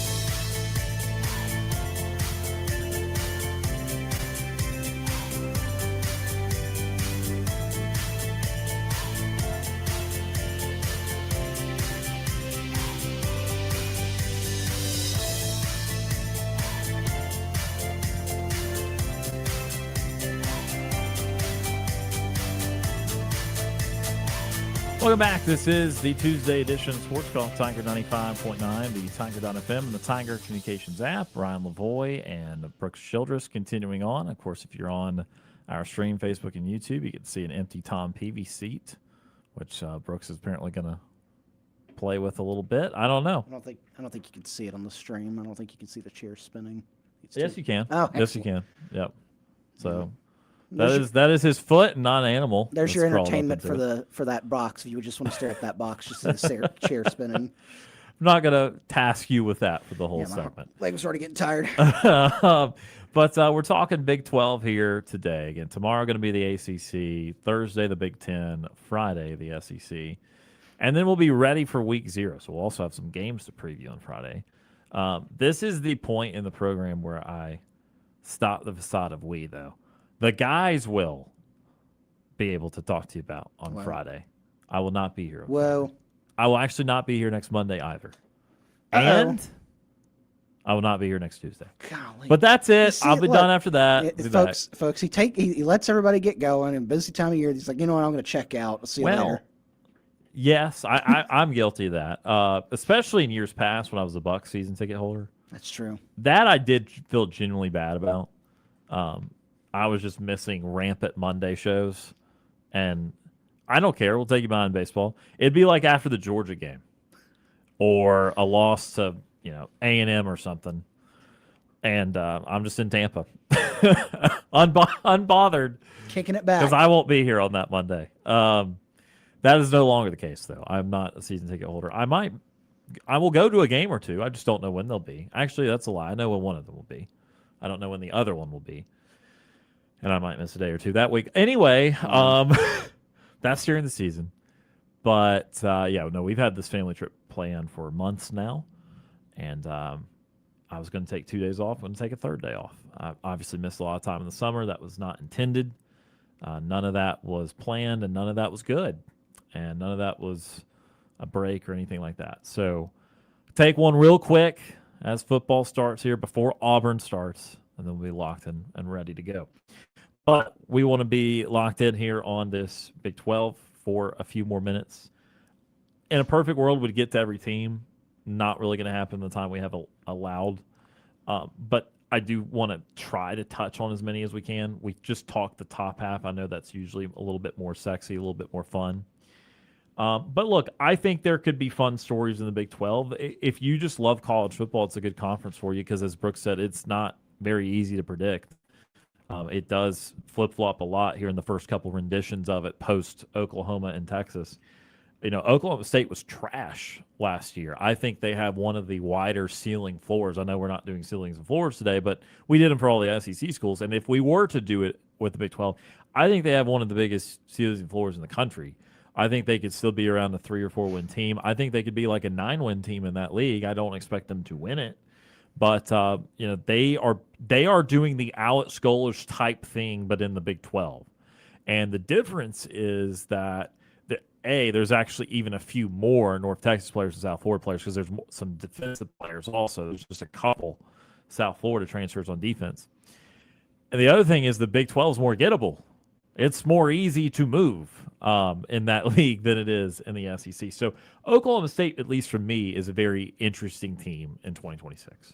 Yeah, I mean, you as you said, you bring in a ton of transfers, and really you feel like the only way you can go is up, right? The only worst thing you could do is over and lose your non-conference game to Murray State this year, which would not recommend for anybody. But it's I think that you start off looking at this schedule. I think it's doable. You've got Oregon at a conference, which feels like that's not as doable. And you're like, well, maybe in a few years you get back to competing for teams like that. But the fact that you've got a lot of these teams on here from the bottom that are predicted in the bottom half of the conference with West Virginia, UCF, Colorado, Iowa State, Kansas, you've got a lot of doable stuff in there that, like you said, this could swing really wide this year and get them back to get Oklahoma State back to where they wanted and really prove that the ones that made the call to move on and find a new head football coach were right. Now, obviously, going forward, you got to see, and that's any of these coaches. I'll even include Alex Golish in this, because if you've got a crop of guys that followed you from your previous school and they know all the offense and everything, it could go really well for all these coaches. It's the next few years when those guys that were already in that system. Yeah. That's when the proving years are going to be, because can they recruit at this level? Can they continue to go? And like I said, I'll loop Alex Golish into that because it's the same boat as you mentioned a moment ago with this Oklahoma State. But I think that this is it. They're an intriguing case study to see what they're able to do this year in the Big 12. And man, I'll tell you what, Saturdays are fun when Oklahoma State is really good. I remember watching them on ABC Saturday Night Football all the time with Mike Gundy just coaching his tail off. Wish we had Bedlam still, because why can't we have nice things? It's because people like to fight. But yeah, this Oklahoma State team's pretty fun. Could be pretty fun. They were a minus 230 last year point diff, which is unthinkable for a school like that. Really any power conference school, but especially Oklahoma State, and with Mike Gundy, and I know they fired him early into the season, but it was just such an awful occurrence in Stillwater last year. Some other teams in that league, Kansas has been a nice little story for a few years. Lance Leopold, though, I don't know what they're going to do without Jalen Daniels. He really ran around and did a lot of things for them. And seeing him in the preseason, I get it, still some different circumstances, but it now makes me even appreciate Jalen Daniels a little bit more. So I worry about their quarterback play. I worry about what they'll be. Lance Leopold is still under 500 ultimately at Kansas, 27-35. I mean, I know we were talking hot seats in all the different leagues earlier this summer, and I think his seat is warm also. But that's always a team you kind of like. Man, in basketball, I don't like you very much, but in football, I wouldn't mind if you did something. Also, I'm interested year 2 of the Scott Frost era, part 2 at UCF. And is this guy actually a good coach? Because I don't know. There's not a ton of proof that he is actually a good coach. That's a really good, and that's a really good question, because you look at, you can say, well, I'll say it. He won a national championship at UCF. Oh, no. Go away. But he had a New Year's Six bowl win and had some really, really good years at UCF the first time.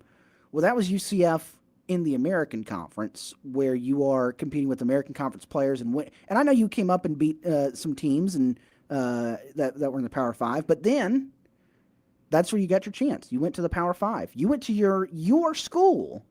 You went to Nebraska. You went to your school, and you could not compete. You could not get Nebraska even remotely close back to what to competing in that conference. You don't listen.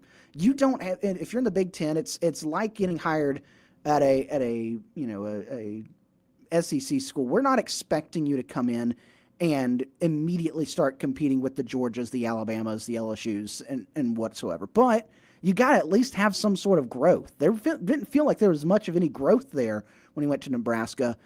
Still doesn't feel like it with Matt Rule up there, that they're doing all these incredible things. But the fact that you are competing in a Power 4 league, and you didn't have were not able to replicate anything you did at UCF, and now you're back at UCF, which you're like, well, we did really good things the first time. Well, it's a new UCF. Now you're in another Power 4 league.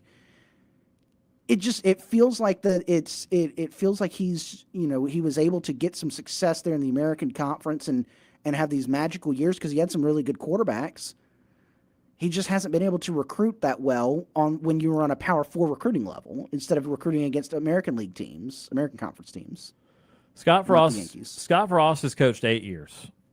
How many years do you think he's at a winning record? 2. Okay. 1. Whoa.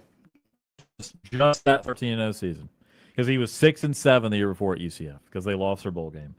4-8, 5-7, 3-5, 3-9, 1-2 at Nebraska, 5-7 last year. Now, to be fair, 5-7, 2-7. That's basically where the program was left post Gus Malzahn. But yeah, I mean, 1 year and 8 seasons has he had a winning season.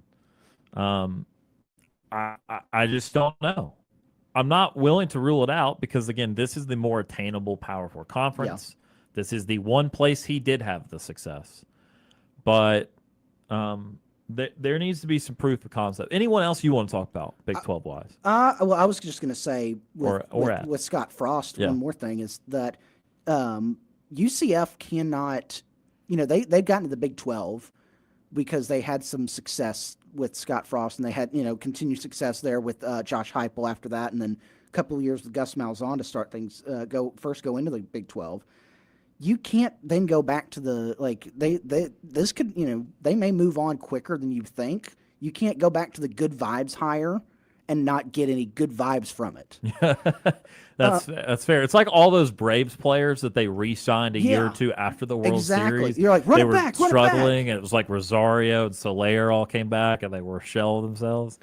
And it was like, yeah, we can't do this forever, guys. I was just looking at the rest of this conference. We talked about that top half and everything. Literally, the bottom half, the predicted side of things. I think there's 2 coaches in this bottom half. I know we talked like hot seats earlier this year. I think there's 2 coaches in the that are projecting the bottom half that I would be safe to say I feel that they are safe this year, unless it's just a absolute disaster, 1 win, 2 wins. I think Rich Rod and I think Jimmy Rogers at Iowa State, because that's his first year. Yeah. Everybody else, Sonny Dykes, Lance Leopold, Dave Aranda, I guess I could put Dion in the safe side because it's just the brand. They got so much brand knowledge, recognition there. But like football wise, like I don't trust it. Scott Frost, we just mentioned. There's just everybody in that bottom half projected of this conference feels like this could be a year they lose their job. Yeah. And that I don't know how often you can say that about a conference. You say half the conference could be moving on with coach this year. Yeah. Well, the SEC tried last year. If they had pulled the trigger on like Beamer, we would have been about there.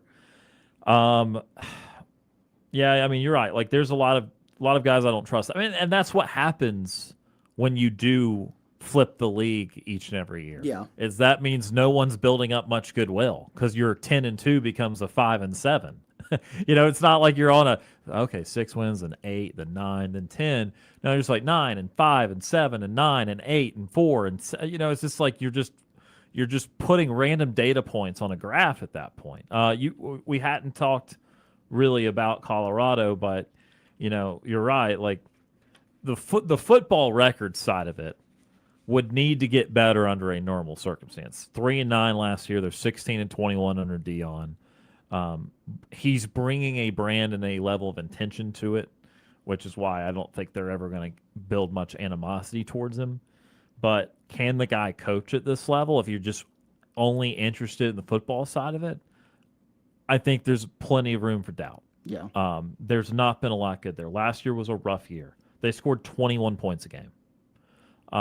They gave up 31. Like, it was bad both sides of the ball. So, they got all these cool guys there. I think Warren Sapp's still coaching with them. Like, they got some names, but they got to find some substance this year. It's year 2 for Juju Lewis, who was one of the most touted quarterbacks 2 cycles ago. Like, they got it. I'm not saying win 10 games. I'm saying have a winning season. Yeah. That's a logical thing to do. Colorado's a tough program. Get it. The wins do not grow on trees anymore there, but or on buffaloes. But they've got to win a palpable amount of games for me to feel decent about that situation. And the only other thing that I don't think we've talked about is Kansas State. Yes. And I was going to track back to what I said about Scott Frost. Feels like a good vibe hire. Yeah. Like getting Colin Klein back here, get him in. I really want to see, because they had a decent offense. Colin Klein had a decent offense at A&M last year. Yes, he did. Him getting with Avery Johnson there in Manhattan, Kansas. I'm really interested to see what they can do. Yeah. I'm really interested to see what he can do in that first year with that veteran quarterback. Yeah, well, that's a good point. Avery Johnson, some people like him, and I know everyone in Manhattan, Kansas loves some Optimus Klein. So, I think seriously, if I was a K-State fan, I think that's cool. Yeah. And I also root really hard for him. Because he's super young. I mean, this is not that far removed, but he was doing a good job, like you said, at A&M. There's no doubt about it. I know you mentioned Rich Rod. Let's see if year 2 gets it back on the right course. Rich Rod, West Virginia, again, same thing. The vibes were great. It was so cool. It did not look that way last year, but it's year 1. So I think the Big 12, bottom line, to sum it all up, yes, I think Texas Tech and BYU are the 2 best teams. I'm intrigued by Utah, intrigued by Houston to some degree, Arizona by a lesser degree. Everyone else, it's like someone else will break through and have a quality year. Yeah. Arizona State or Kansas State or Cincy or West Virginia, somebody. I hope it's a cool storyline. And because I think we have potential, whether it's a program that's not used to winning or a coach that's gone home, something. There's some cool coach stories in this league. And yeah, I think there's interesting quarterbacks, as we talked earlier. I think that, again, Texas Tech and BYU will kind of lock up the top of the league, but I'm excited to see several different storylines play out throughout the season. That's going to do it for our look at the Big 12. Again, tomorrow we will look at the ACC. Thursday, the Big 10. Friday, the SEC. So don't want to miss that. We'll try to break down as much of it as we can, maybe give a little bit more time to those other leagues since we ran a little bit low on time today because we didn't even say a word on Baylor. Well, although I guess we could get there next week. I think we could find some time to talk some Baylor as they take on Auburn. But that will do it for us here today on the program. Brooks Childress, thank you for being here, sir. We'll hear you again on the High School Coaches Show tomorrow night from Waldo's. Come out and see us. That does it for us here on this Tuesday edition of the program. As always, we appreciate all those that tuned in and called in. For Tom Peavy and Brooks Childress, my name is John Roy. Enjoy the rest of your Tuesday, and we'll talk to you again tomorrow.